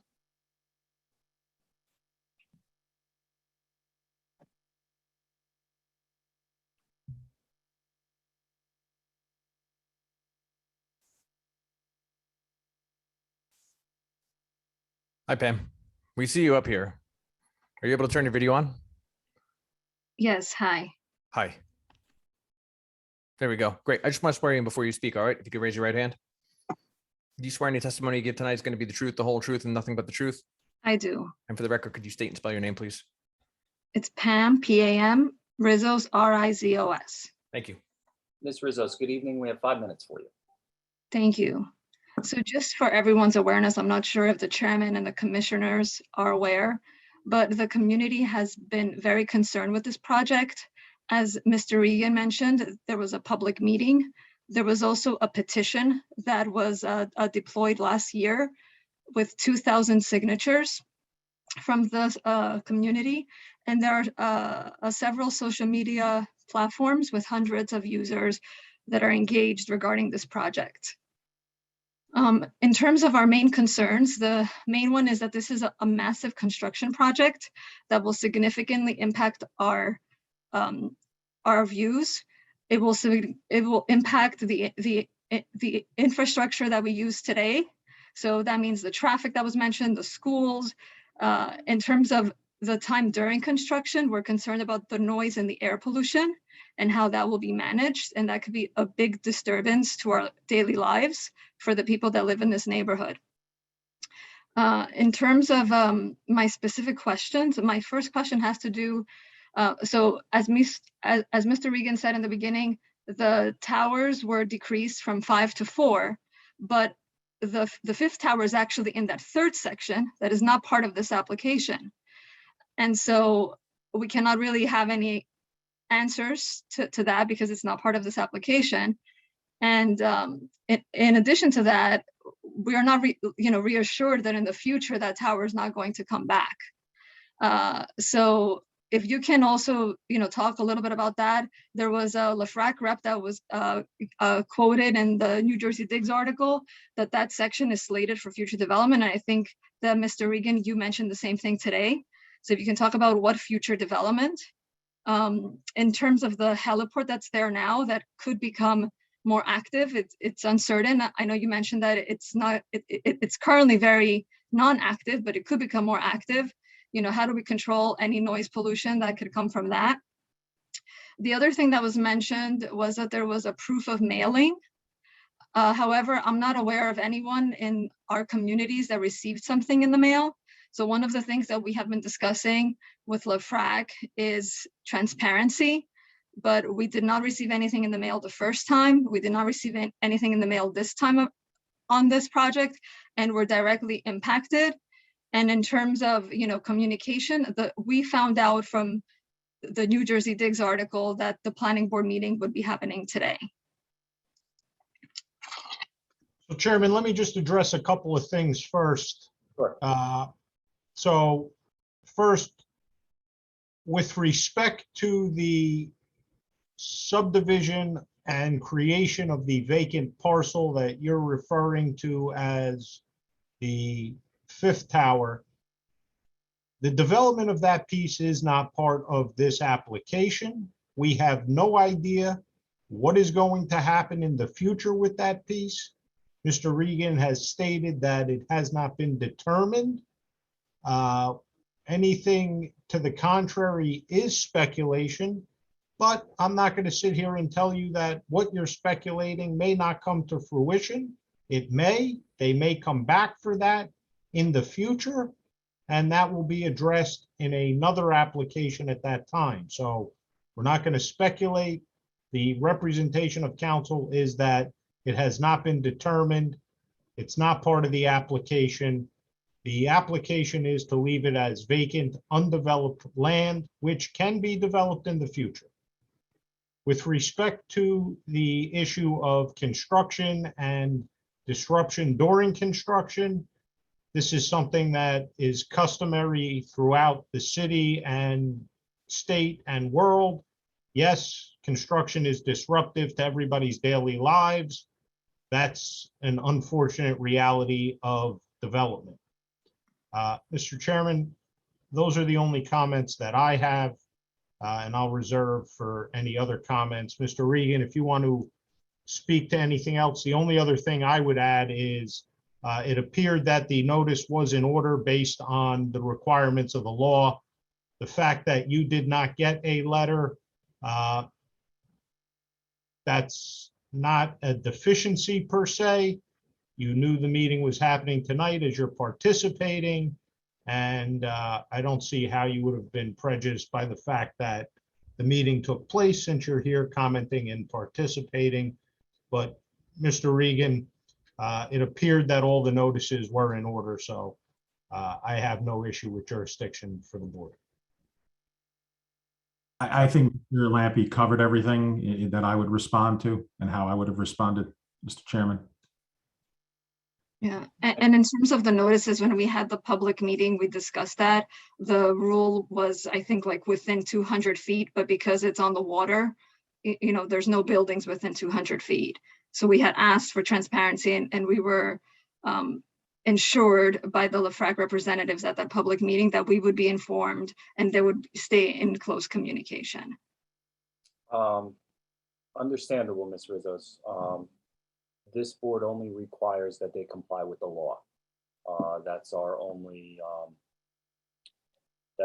outlet here. We can only require that they comply with the law. If the LaFrac Corporation, you know, made other statements, they weren't to us, and they're complying with the law tonight.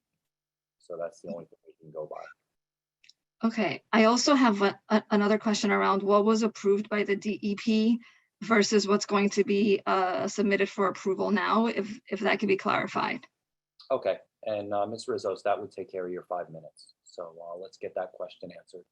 There was the testimony from our engineer was that the applicant has received a waterfront development permit from DEP for the original application as proposed that included the 5 towers. Obviously, that application has changed, and that's what's currently before the board this evening. As a result, the applicant needs to amend the approval that was received from DEP for the project that's being presented this evening. Mr. Regan, just for everybody's clarification, because the subject property is on the waterfront, DEP jurisdiction is triggered. That jurisdiction is concurrent with our jurisdiction, and you need both approvals, this board's approval, as well as approval from the DEP to move towards development. That is correct. Okay, thank you, Ms. Rizzo. So we appreciate your comments. Thank you.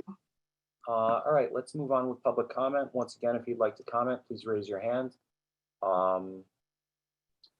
If you are calling in, you can press *9 to raise your hand. And unfortunately, you are only allowed to comment once on this application per meeting.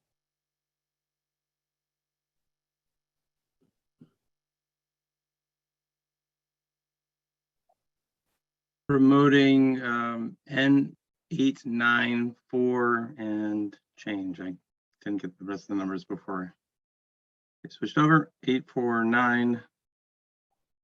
Gosh, 894, 898.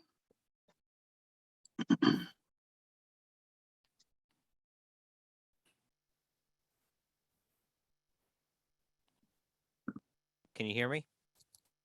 Yeah, I lost you there for a second. I just want to swear you in before you speak. All right, if you could raise your right hand. Sure. Do you swear any testimony you give tonight is going to be the truth, the whole truth, and nothing but the truth? I do.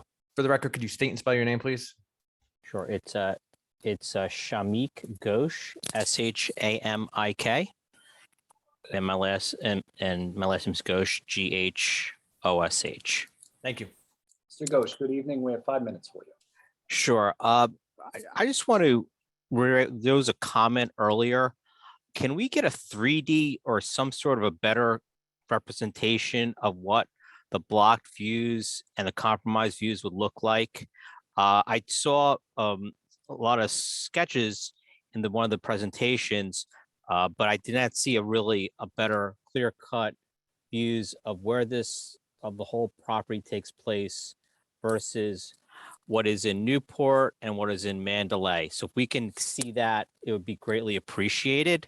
If someone can provide that in a next meeting or a previous meeting or something to that effect now, that would be very helpful. The second point is that I understand I think everyone's mentioned the helipad is not on the agenda today. I think everyone's mentioned that. However, if that is going to be used, has anyone ever talked about the amount of traffic that's going to be put if we have to use that, if it's utilized at all? And also, what are the safety concerns? You're putting 3 towers and a helipad there, understanding the helipad's not part of this discussion. However, is that really something we want to do going forward? And has anyone given to that any thought? And the last thing is, again, back to the parking and the transportation. How is this going to affect traffic along the main thoroughfare? I believe it's Washington Avenue. Is there going to be a traffic light? Things of that nature. Has anyone done that study as well? Thank you, Mr. Ghosh. We appreciate it. If council, if I could address the helipad again. Obviously, we've said it over and over. I know it's tough to take that out of this application, but this board has to do that tonight. The helipad is a permitted use. It is currently there. I don't know how frequently it operates. To be honest, I don't live down there, but I'm in the area often. I've never seen a helicopter take off or land from that area, but again, you know, I don't live there, so I don't see those helicopters landing if they do happen. Council, the 3D renderings, shadow studies, those type of things, they would be provided during final site plan? But yeah, and a shadow study was submitted as part of the application. It is part of the architectural submission. And there's also a view looking east from essentially Washington Boulevard. That's also included in the plans. But obviously we could provide additional views, of from different locations as part of a final approval, if the board was to grant the approval. Yes, certainly during a final site plan of this size, we would want to see, some sort of PowerPoint, some sort of 3D renderings, all the bells and whistles. We love that stuff. And Chairman, I would just add, for purposes of the helipad is in existence. It's licensed and regulated by the appropriate government agencies. It's going to continue, so I don't want anybody to think that it's not as if it's not part of the application and going to continue.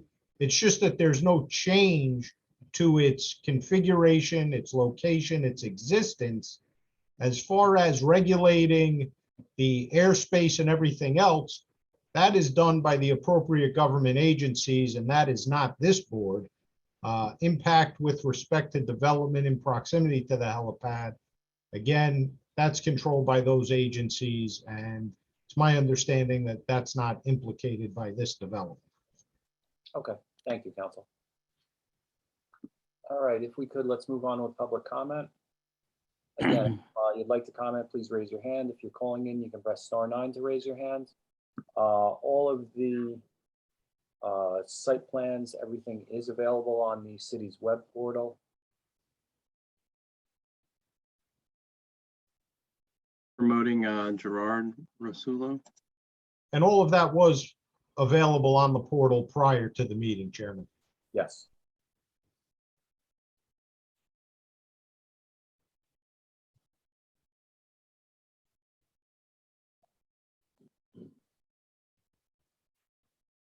Gerard, are you there?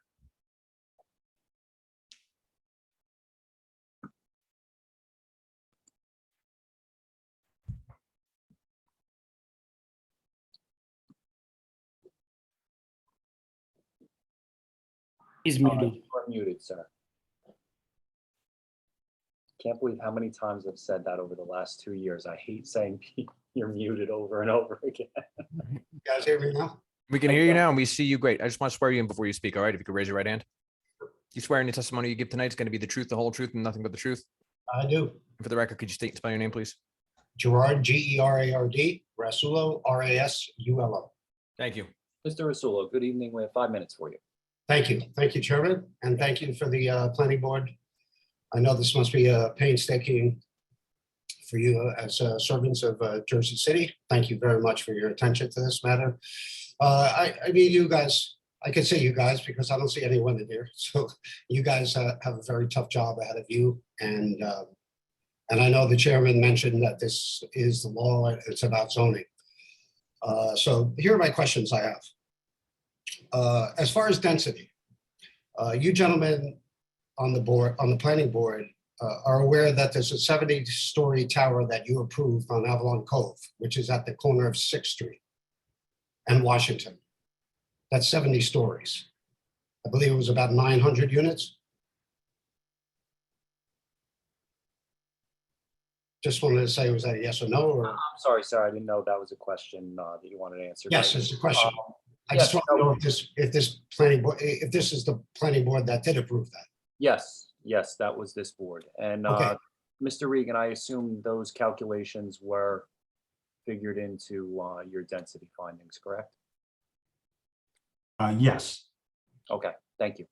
So the 70-story tower was configured. Okay, great. That's my first question. Next question is on the green space. The green space, basically, as I'm not an engineer, but as I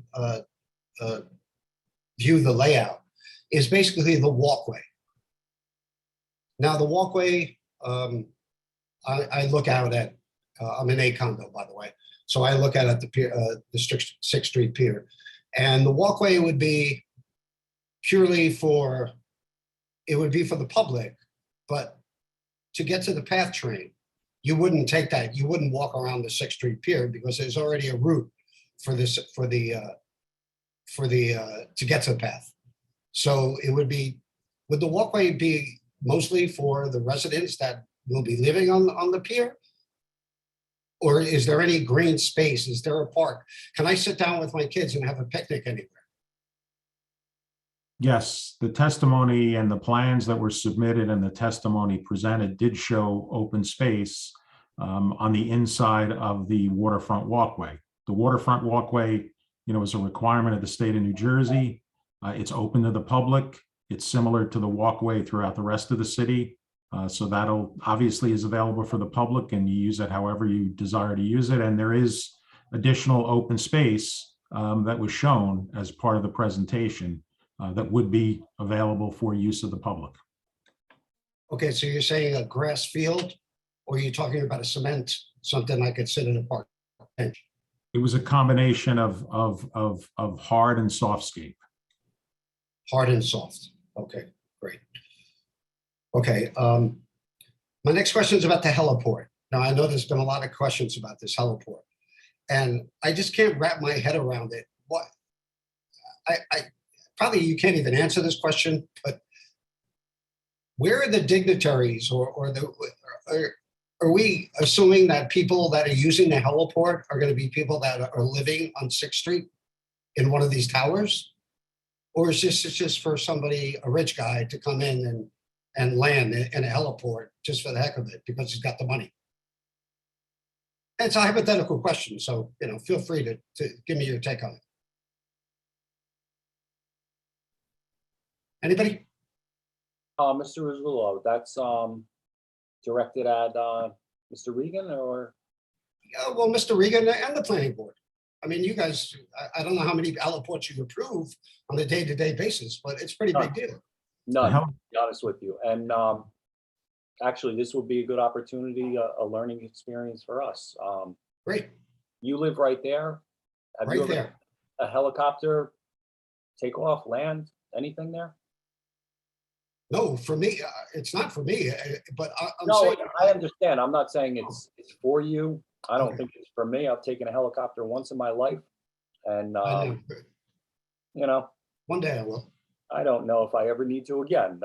Yeah. But But what is the, I guess my question is, what is the necessity? I mean, is it just because they can?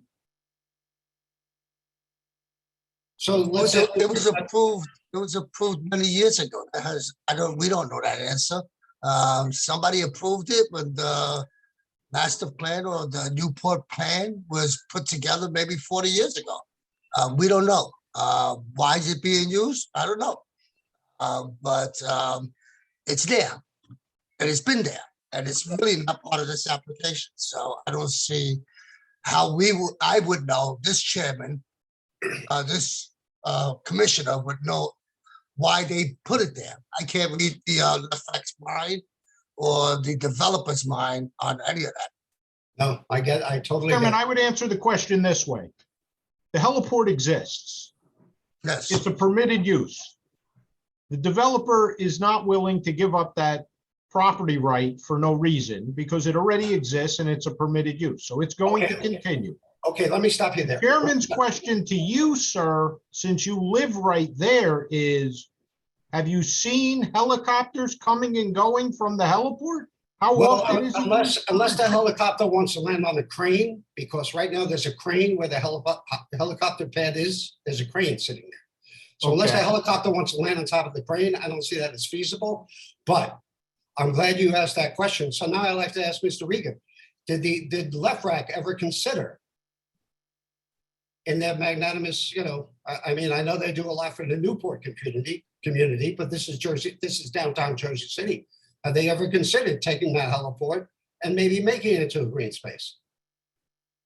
And Mr. Rizzullo, we're over your 5 minutes. That would be your last question. Okay, but I have one more, please. I have one more question. We're And it's way over Mr. your 5 minutes. It's Mr. Lipinski. Mr. Lipinski, thank you very much for talking about the schools. There's many, many, many children here under the age of 5 years old that all need to go to school. Even if, as the chairman said, that the Second Street project isn't dead, and I hope that's true. I really like to commend you on adding that. A school should be added to that, whether it be a charter school, a middle school, or an elementary school. The community needs it. I don't know where these kids are going to go to school. And I thank you for your time. All right. Thank you, Mr. Rizzullo.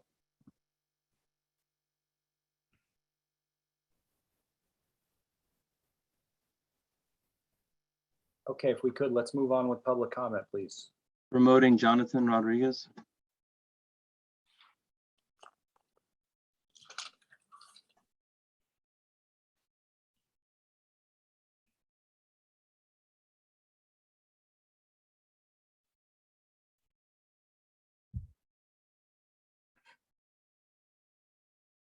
Hi, Jonathan. How you doing? Hello, can you hear me good? Swear you in. You got that hand up already. That's perfect. All right. Do you swear any testimony you give tonight is going to be the truth, the whole truth, and nothing but the truth? I do. And for the record, could you state and spell your name, please? Jonathan Rodriguez, Jonathan, Rodriguez, Rodriguez. Thank you. Mr. Rodriguez, good evening. Thank you for tuning in. We have 5 minutes for you. Awesome. Thank you so much for your time, everyone, and for hosting this presentation. I appreciate all of you. I was just a little disappointed in regards to how there's 1,723 residential units and there's no considerations for affordable housing plan. I understand that that's a part of the proposal, but I just thought that was unfortunate, and it's important to consider. One of my questions I have two. The first one is, have there been any considerations for flooding scenarios for the residential building project, since it is on a pier? And then the second question is, how much money is planned to be invested in the property? Are there any speculations as to the price per residential unit for each studio / bedroom accommodation? And just lastly, I do believe as a city, I think it's important to consider a percentage of affordable housing units, like for new projects or properties that are going to be built. That's just something that I believe would be good to push or to recommend for these project owners. I know that it is their proposal and it's not in their application, but I still think it is important to keep that into consideration. That's all for me. All right, thank you, Mr. Rodriguez. We appreciate it. Once again, council, I'll jump in on the affordability factor. This board has no jurisdiction over that. The plan doesn't trigger the inclusionary zoning ordinance, and therefore we have no way to require the applicant to add affordable housing into the project. Council, do you want to address flooding? Yeah, I'd ask Mr. David if he could just come on and just touch upon the compliance or the intended compliance, with flood zone requirements. Sure, thank you. Yeah, correct. So the buildings are going to be set at an elevation higher than the current 100-year flood elevation within that pier, and we will be in compliance with the NJDEP flood hazard regulations. That was part of that waterfront permit that was obtained from NJDEP, which required the buildings and the grading outside that area to be in compliance with the flood hazard regulations. And just for the record, I'm encouraged to see a lot of new faces here tonight. We don't often see some of the people that have commented tonight already. We do often deal with the flood hazards, making sure that mechanical and life safety devices are located above that floodplain.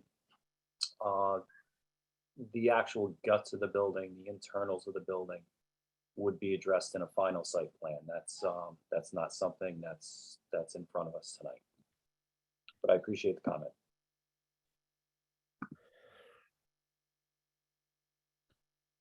Promoting Anne. For some reason it's not letting me promote her. One moment. We'll get there. Here she comes.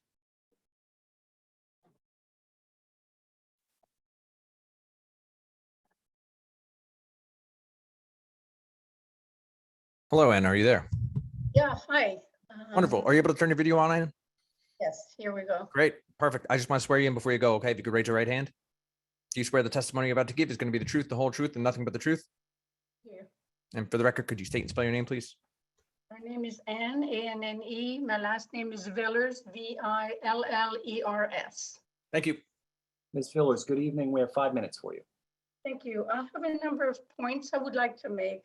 I'm not sure the board really realizes that the Pier 6 is actually divided equally in half between the redevelopment plan for Newport and Harsimus Cove Station.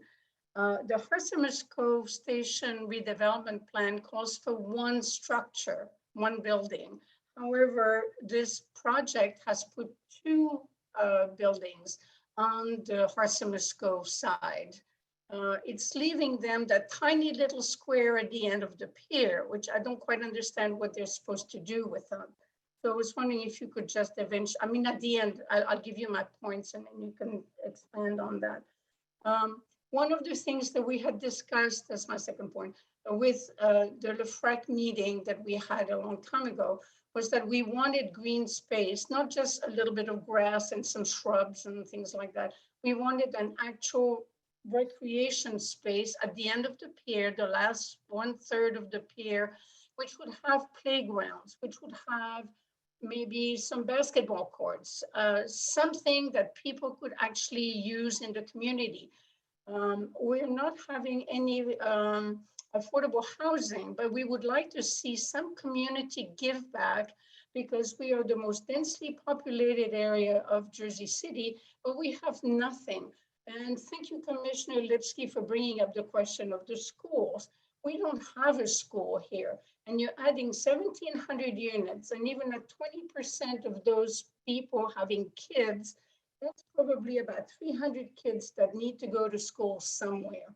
And I don't understand why, with all the architects and all their planners and all their everything that they have, they cannot plan to put a school instead of commercial space. If McCallie can do it on Columbus Street, on Columbus Road, then there's no reason why we can't have a school as well. An elementary school would be most welcome, and I would like them to think about it and really consider having a school. The walkway, the boardwalk, really, I don't understand why it can't go all the way around. I know we have a helipad. The helipad is really not in use. It's a space saver for future development. Nobody's going to be able to do anything with that as long as the helipad is there. But the day they want to put their 5th tower there, that helipad will be gone in a jiffy. The original plan called for 5 towers. They removed the one, but they're leaving the space open for future development. So they're hoping maybe we'll forget that there was a 5th tower involved in there.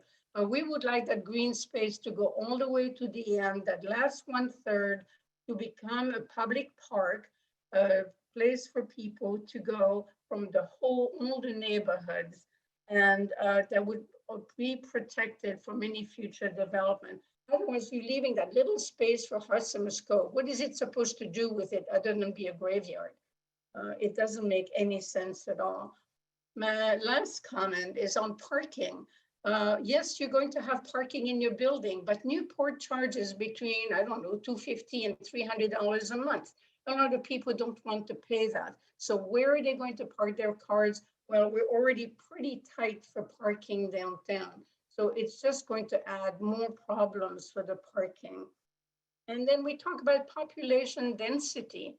Fine for these 4 buildings, apparently, it's within the norms. What if you add the 5th tower? Are you going to adjust the population density at that point? I'm not quite sure how you want to do this. So I just thought maybe you could answer all of these questions. It'll probably take my whole 5 minutes. Thank you. Okay, thank you, Ms. Villas. We appreciate it. There are a couple things I can address real quick. The board is very aware of the fact that it sits on 2 different sites. That's what we do. And it complies with all the zoning of those redevelopment plans currently. One thing that we do see often here, we brought up the school on Columbus, the McCallie building, it's 25 Columbus. There were deviations in that building. There were numerous deviations in that building. And some of the back and forth, how these things come to fruition, you know, the developer gives the city a school. They build the city a school and deed it over to the city. This project is being presented to us tonight with no deviations. So we can't require the developer to go up and above anything that, you know, the zoning already calls for. It's called community give back. I'm sorry, what was that, Ms. Villers? It's called community give back. Understood, and it's something we do here every other week. And unfortunately, if a project is presented to us as of right that complies with zoning already, we can't require anything else of the developer. So that's unfortunate, but I did state on record earlier, you know, moving forward, those next 2 parcels, I would love to see green space on that next parcel, but that's not in front of us tonight. Council, do you want to address anything else? No, I think you've covered it, Mr. Chairman. Okay, all right, thank you, Council. All right, let's move on with public comment, please. If you'd like to comment, please raise your hand. If you are calling in, you can press *9 to raise your hand if you want to comment on this application. Promoting Sagar Patel.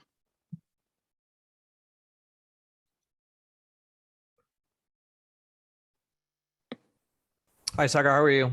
Good evening. I just want to swear you in before you go, okay? If you could raise your right hand. Do you swear any testimony you give tonight is going to be the truth, the whole truth, and nothing but the truth? I do. For the record, could you state and spell your name, please? Yes, it's Sagar, S-A-G-A-R, Patel, P-A-T-E-L. Thank you.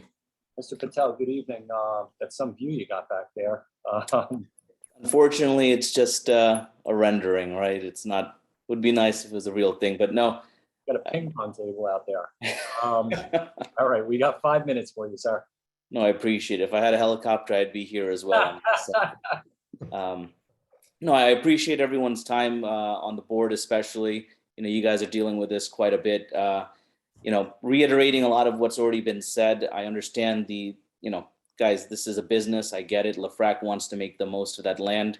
I'm not oblivious to that aspect of it, but, you know, similar to what's been mentioned already, you know, that piece of land at the end there, I get the helipad is there just as a holding spot. It's strategic.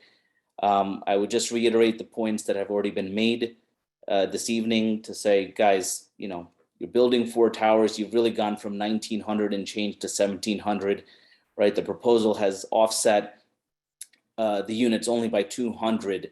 You know, it's not a big give back from going from 5 to 4 towers when all you're losing is 200 units, you know, in change. But going back to the green space, I would reinforce the point that's already been made. If we're looking at the community aspect of this, you know, there really should be more space on that end there that encourages people to travel there, to encourages the community to, you know, support this, you know, building and construction. But the main question would be, you know, as was mentioned before, I know there's no obligation, but, you know, school systems being what they are, Commissioner Lipsky made a valid argument in terms of the schools, you know, needing at least, you know, more locations. Is that something that's being considered?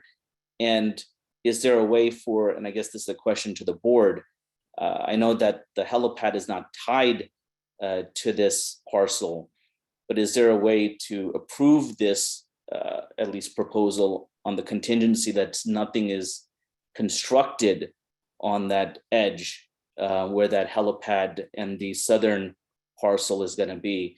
Because I agree, it's a strategic move by LaFrac to say, okay, guys, we're giving, you know, we're going from 5 to 4. They take a 200 unit hit now, and then they build another monster on the end there when this has already been approved. So that's where I leave it to the board. Is there a way to tie this parcel or this proposal in with that, any type of contingency on that end piece not being constructed on? Thank you, Mr. Patel. And unfortunately, there isn't. That parcel is not in front of us tonight. We have no say over that whatsoever tonight. Okay. But at the same time, I would have to echo almost every speaker who's gotten on here and talked about schooling, open space. I mean,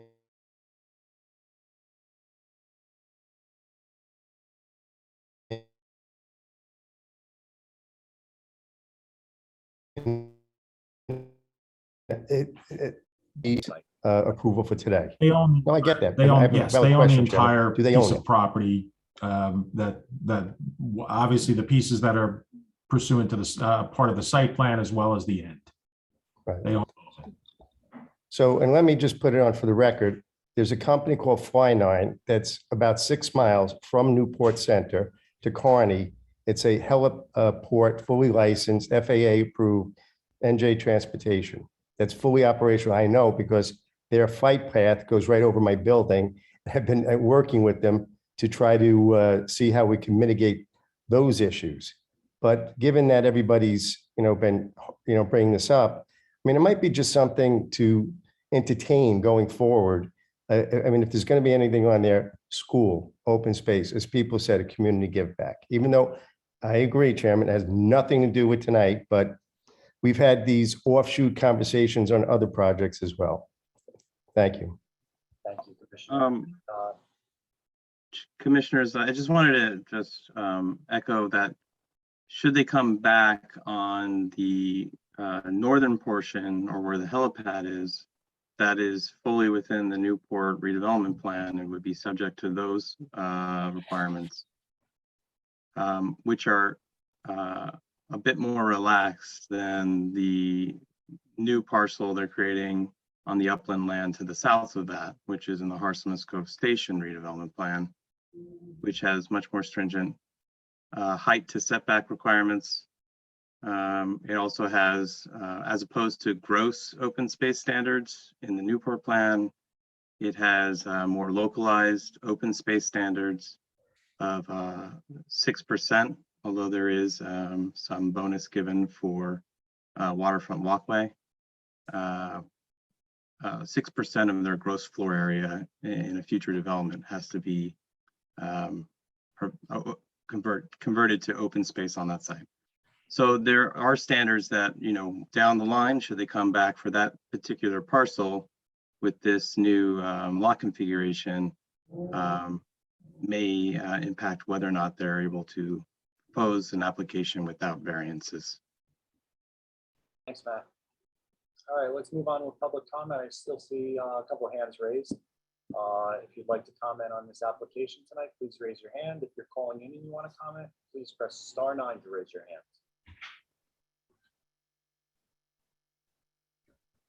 Promoting gun ban. Yeah.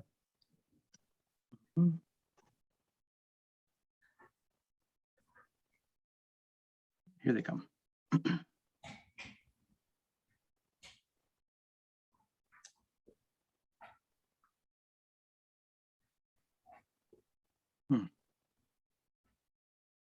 They go. I'm not seeing them. I'm going to promote Rohit Kenny.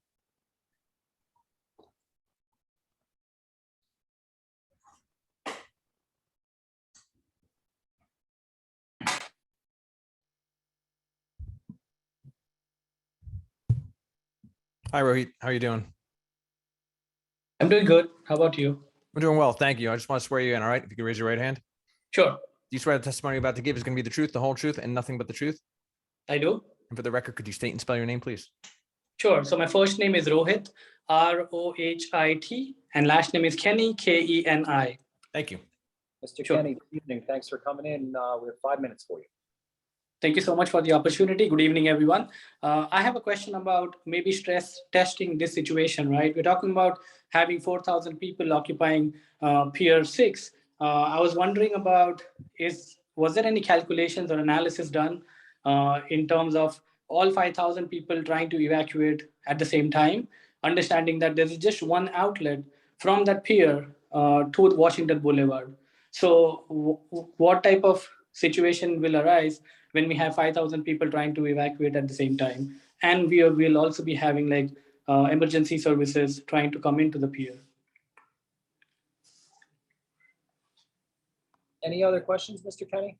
And No, that was my one and only question. Okay, thank you, sir. Sure. Council, I don't even know if that's something you can address. Matt, what's the process as far as coordinating with, say, the Office of Emergency Management? Are they involved with, you know, any evacuation plans? Is that something that falls on a developer? We do not coordinate with OEM regarding evacuation plans. I assume that the nature of an emergency that would require them to all leave at one time would be different than, say, perhaps a bad storm that's on its way, where oftentimes an evacuation order comes ahead of time. So I'm not sure what emergency may require it at all at once, but that's not to say that something like that cannot happen.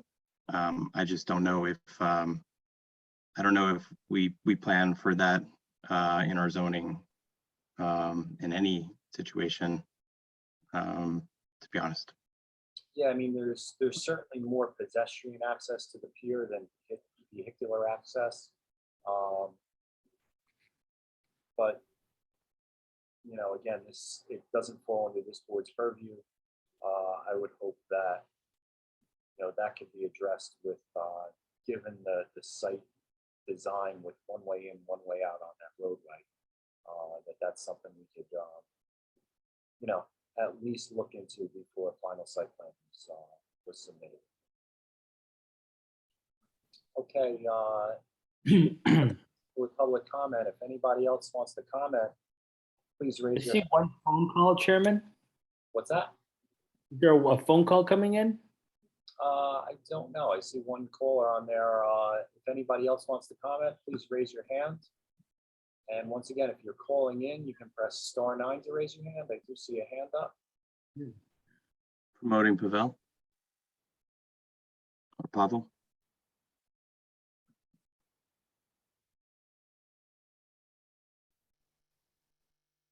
Hi, Pavel. How are you? Hello, everyone. I just want to swear you in before you speak, okay? Do you swear any testimony you give tonight is going to be the truth, the whole truth, and nothing but the truth? Yes, I do. And for the record, could you state and spell your name, please? My name is Pavel, P-A-V-L, Krivenko, K-R-I-V-E-N-K-O. Thank you. Good evening, sir. We have 5 minutes for you. Thank you, everyone. It was really a thorough presentation and discussion. I actually have a question about the current situation. I've been living in this area for 3.5 years so far, and there has been construction on and off pretty much all the time. And as far as I understand, there is no approval yet. I was just wondering what is being constructed now, and are you sure it complies with the noise regulations? Because I have on record that a few times it started like 6:45 in the morning, and a couple of times it was on Saturday. That's all my question. Okay, thank you, sir. If you've lived there for much longer, construction's been going on there for, I don't know, 25, 30 years. Eddie would know. Eddie drives by there all the time. He knows. But as far as All the time, and it started in 1985. yeah. I've been here for 20 years, and it's it's been constant since I've been here. So as far as noise ordinance and such, when construction happens, that's a building department issue. That's nothing this board can hold an applicant to. But I would encourage everybody to get involved and get to know your committee people, get to know your council people, and make sure that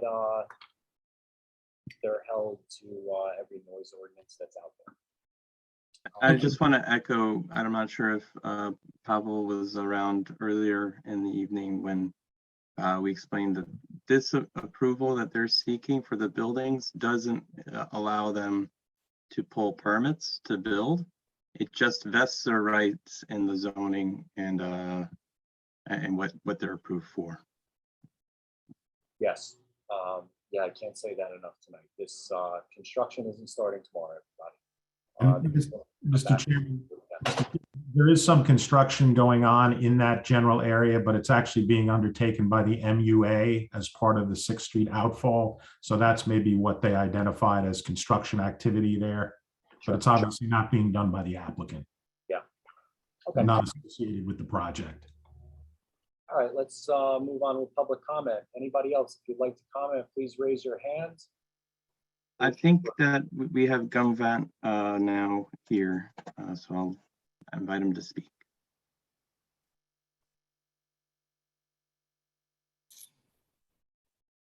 Hi, Gunvant. How are you doing?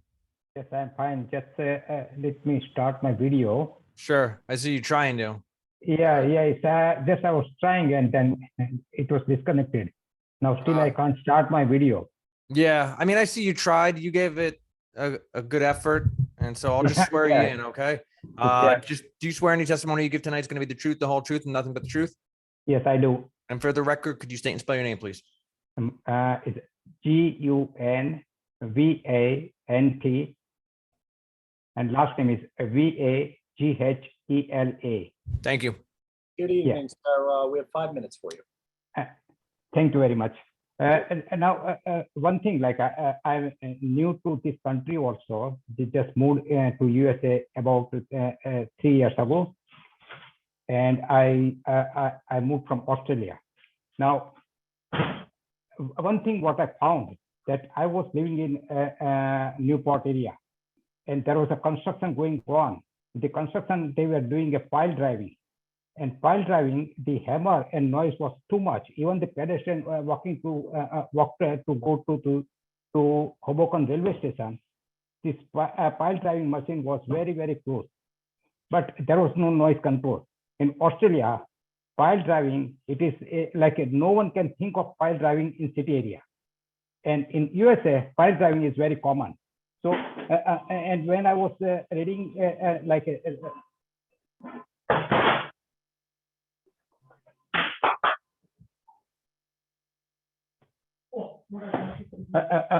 when I was reading the noise control, in New Jersey requirement is 65 decibels.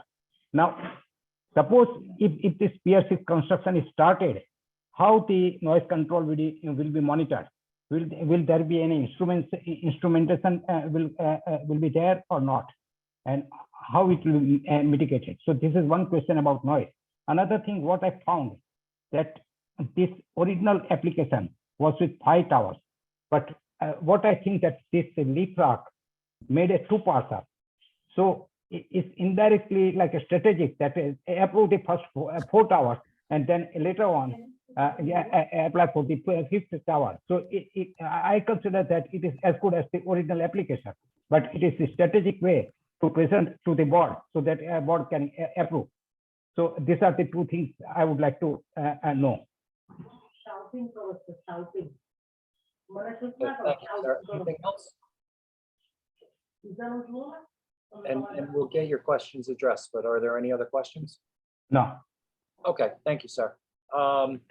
Yeah, as far as the noise goes, once again, that's not this board's purview. That falls under the building department. Unfortunately, pile driving is part of construction, and you live in Newport currently. If you moved to Newport 3 years ago, 3.5 years ago, I'm sure someone complained about your building being pile drive before it was constructed. So unfortunately, it's part of the process. And I think we've addressed the next, possible phase on that 5th tower tonight. It's not in front of us tonight. If one is proposed, we will make sure that it complies with zoning, but it's not in front of us tonight. So we have no say over the next tower, if there would be one or not in front of us tonight. Okay, anybody else? If you'd like to comment, please raise your hand.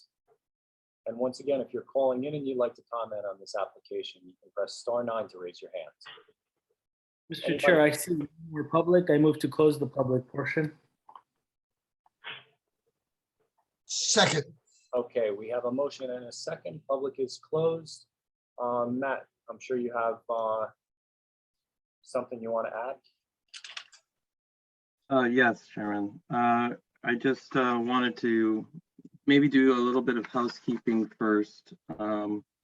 I don't know if we officially marked the 2 presentations. So we had a 9-slide deck presented by Mr. David that for the record, we should reference as A2. We mark that A2, Matt. And the 12-slide deck from Mr. Park. I don't think we marked that. You did? We did? Okay. No, so let's mark that A3. And Mr. Park, if you could, and Council, if you could make sure that gets to city planning. Absolutely. Thank you. Just to address, I guess I'll start with the subdivision. So there's the re-subdivision of 2 lots into 4. One is, as we spent a little bit more time on, which is the larger lot that's mostly waterborne with some upland area that's in the Cove Station redevelopment area.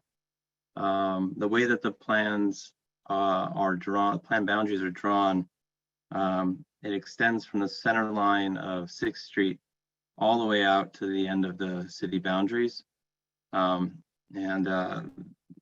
Effectively, it is still split zoned, but because of the upland area being where it is, should they come back for development on that site, it's really just only the Cove Station zoning that we'll be looking at and taking into account for for any of the proposed development on that site. The other two more land western sites, the larger rectilinear sites are where they're requesting preliminary site plan, major site plan approval. There was a memo from, there's two memos actually. I'm not sure if we mentioned it, but there was a subdivision memo or email from Ms. Lishuan Wang to Frank Regan and myself, dated Monday, the 14th. Frank, were you, or Mr. Regan, did you review that email? I apologize. I didn't mention that, but we'll comply with that. Okay, great. And then in addition to that, it was brought up that the applicant is seeking to exempt themselves from comment 3 in the engineering staff memo, which speaks to a request from engineering to put a sidewalk on the north side of the 6th Street extension. I don't know if the commissioners needed more on that, or if because it's outside of the property that you're looking to exempt them from that comment.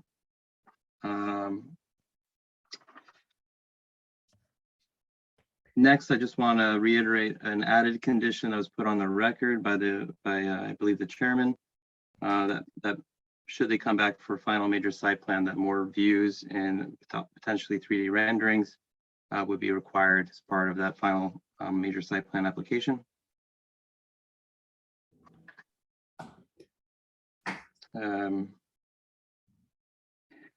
We at City Planning provided the applicant with a memorandum dated March 14th, 2022. There's an application summary, staff comments. There's some excerpts from the redevelopment plans embedded into that memo, as well as staff recommended conditions.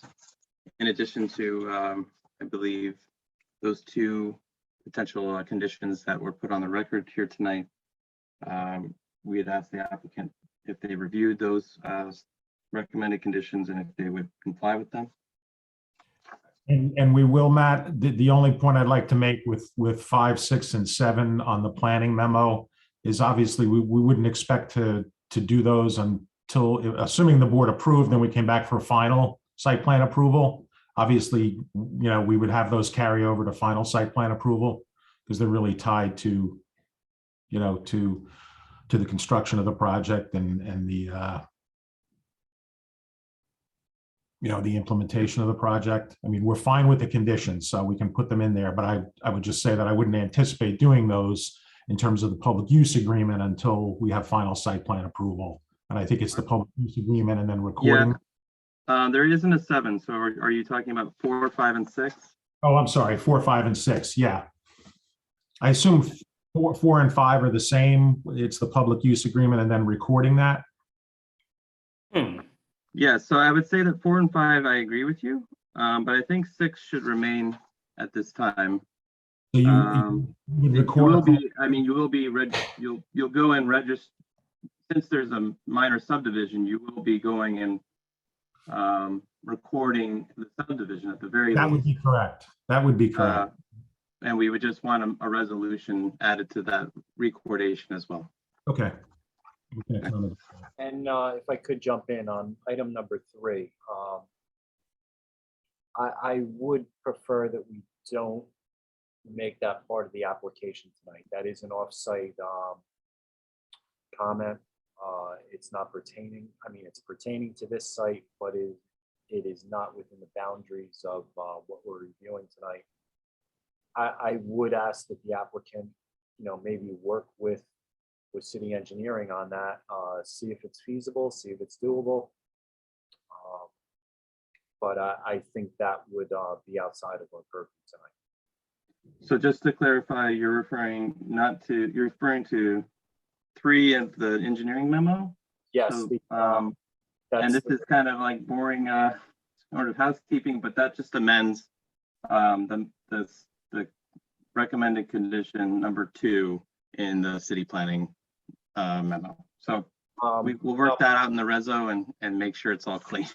I'm Sure talking that- about the sidewalk on the north side of. Yes. Sixth. Okay. Understood.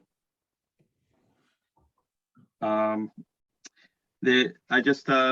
don't know if you had any comments or questions about the zoning that's in place for the portions of this application which are to remain as is. I'll be happy to answer them if you have any questions to the best of my ability. I think that this application is rather clear as far as it goes for the preliminary major site plan. They've put a significant amount of testimony on the record as to how they're complying with the standards. There are no variances sought at this time or waivers. Staff has no further comment. All right, thanks, Matt. And being that those other two parcels are outside of this application area, I'd prefer that we didn't comment on them tonight. I think it's outside of our sandbox at this point. Santo, would you agree with that assessment? With the exception of obviously the creation of the lots vis-a-vis the subdivision of the property, I would agree with that. Chairman, it's up to yourself and the board. You don't have to separate the vote, but if you wanted to vote on the subdivision and then the preliminary site plan, you could. I would prefer that we separate it. Or as you attorneys say, bifurcate it. That's a medical term. I love that. Mr. Regan, just to be clear, because I'm going to make a motion here, is that you were okay with the condition of providing views and 3D renderings if and when you apply for final major site plan. Yes, Dr. Gonzalez, we are. Thank you very much. Thank you, counsel. Thank you. Okay, Mr. Chair, at this point, I'd like to make a motion to approve case P20-058 for the preliminary major site plan only. Let's do subdivision first, Doc. Okay, let me rephrase that. This is a motion to approve case P20-058 with the minor subdivision only. Second. Okay, we have a motion and a second for approval of the minor subdivision. On a motion approved with conditions, Vice Chairman Dr. Gonzalez. Aye. Commissioner Torres. Aye. Commissioner Lipsky. Aye. Commissioner Allen. Aye. Commissioner Thakur. Aye. Chairman Langston. Aye on the subdivision. Motion carries on a motion to approve the minor subdivision. Yeah, Mr. Chairman, I'd like to make a motion now to approve case P20-058. This is for the preliminary major site plan. Second. Okay, motion is made and seconded for site plan approval. Minor site, or preliminary site plan approval, sorry. On a motion to approve with conditions, Vice Chairman Dr. Gonzalez. I just want to say for the record, we always thank the public for coming out. We hear you, we understand. I don't live too far from this area, obviously far enough that I didn't have to recuse myself, but I totally get it. And but when we have applications in front of us that are as of right and request and require no variances, and situations where the applicant is able to do what they want to do, we really don't have a lot of leeway with that other than voicing our opinions like we usually and always do actually here at the board. But with that, I vote aye. Commissioner Torres. I vote aye. Commissioner Lipsky. I would echo Dr. Gonzalez's sentiments. I mean, an as of right project is as of right. The law is already established. To answer Gunvet's point about noise, there is a city code, chapter 222, but it exempts construction and demolition, but it doesn't exempt helicopter noise, which decibel levels go over 85, I could tell you. But that being said, I want to say This application was put in just about 2 years to the date, March 16th, when it first put through. They had to jump through 2 different redevelopment plans. They brought on the A-team, made a good presentation. Certainly hear the community's pain, feel the community's pain. We as a city have got to do better, but on this, I vote aye. Commissioner Allen, Aye. Commissioner Tucker, Aye. Chairman Langston. Yeah, I do want to echo Dr. Gonzalez's comments. You know, I did see a lot of new faces out there tonight, and it's encouraging. I would hope that, you know, everybody gets on board and attends more of these meetings. It's, you know, this is your voice, guys, so use it. In front of us tonight, it's a as of right application. This is a zoning that the city set in place over the years. LEFRAC is complying with all of those zoning ordinances. We can't ask for anything more than that. I would encourage, you know, in the future that the applicant comes in with more green space. To echo Commissioner Lipsky, I've seen that helicopter. I'm not too far from you, and I've seen that helicopter. Man, that looks close. That looks really close. IFY radar, it comes down as low as 123 feet. End of story. Unbelievable. But, you know, again, the guidelines are there for the heliport. It's a permitted use. It's not in front of us tonight. Whether it's operating or not, it will continue to be there until it's not, essentially.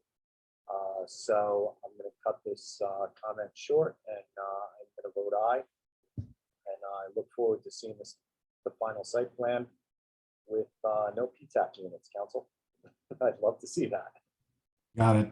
I will, my client, I'm sure, has heard that. I hope so. Mr. Chairman and members of the board, thank you for your attention and the special meeting. And I will see you soon with regards to a final site plan. Thank you. Thank you. I appreciate it. Our motion approved with conditions. All in favor. Motion carries. Okay. Thank you, everybody. All right, let's move on to memorialization of resolutions, please. Doc, I think you have them. Yeah, I do. Thank you. I have 5. And the first one, I'm not really sure we want to memorialize. It's the contract of a Mr. Santo Alampi, but I'm going to go ahead and call it out anyway. Resolution. Resolution. I know. I move to memorialize the following resolutions. The first one is a resolution authorizing an amendment to a contract with the law office of Santo T. Alampi, LLC, Esquire, services for rendering and performing legal services for the Jersey City Planning Board. The second one is a resolution authorizing an amendment to a contract with Precision Reporting Services for providing stenographic and transcript services for the Jersey City Planning Board. Number 3 is amendments to the Harsimus Cove Station redevelopment plan to alter the regulating plan maps and street sections, as well as the intensity summary tables of the West Neighborhood District. Number 4 is resolution of the Planning Board of the City of Jersey City approving a site plan extension of the amended preliminary and final major site plan approval with deviations and conditions. The applicant on this was 30 Journal Square Partners LLC for approval of a 1-year site plan extension of the previously approved preliminary and final major site plan with deviations and conditions. Property at 30 Journal Square, Block 10702, Lot 4, 6 through 15, case number P21-129. And the final resolution is the resolution of the City of Jersey City approving an administrative amendment to the preliminary and final major site plan with deviations and conditions. Applicant is TRG Summit LLC and Summit and SIP LLC for administrative amendment to a preliminary and final major site plan. Property address is 415-435. Second. Okay, we have a motion and a second. Can we have a roll call, please, Matt? Dr. Gonzalez, Aye. Commissioner Torres, Aye. Commissioner Lipsky, Aye. Commissioner Allen, Aye. Commissioner Tucker, Aye. Chairman Langston. I never comment on these. Tonight's going to be different. Mike, you're killing it for us, man. Thank you. and I'm happy to see your resolution go through tonight. Santo, Yes. same thing. Killing it for us in court, man, and we appreciate that that's finally being recognized. And I vote aye. Thank you, Chairman. Thank you. Motion carries, all in favor. All right. Do we need an executive session? Everybody good? Okay, I'll Good. entertain a motion for adjournment then, guys. Second. Chair, adjourn. There you go. The first, you gotta put the first thing before the second thing. All Roll right. call? let's make- Or are we? Thanks, Dr. everybody. Gonzalez? Oh, Aye. Commissioner Torres, Aye, Commissioner Lipsky, Aye. Commissioner Allen, Aye. we're doing this. Commissioner Tucker, Aye. Chairman Langston. I'm abstaining on this one. All right. Good All night. right, guys. Thank you. Thanks for Until coming. Tuesday. Man, have a good one. You too, guys. Be good. Good Enjoy. night. Good, everyone. Thank you. Matt, nice haircut, man. I need a haircut, but thank you.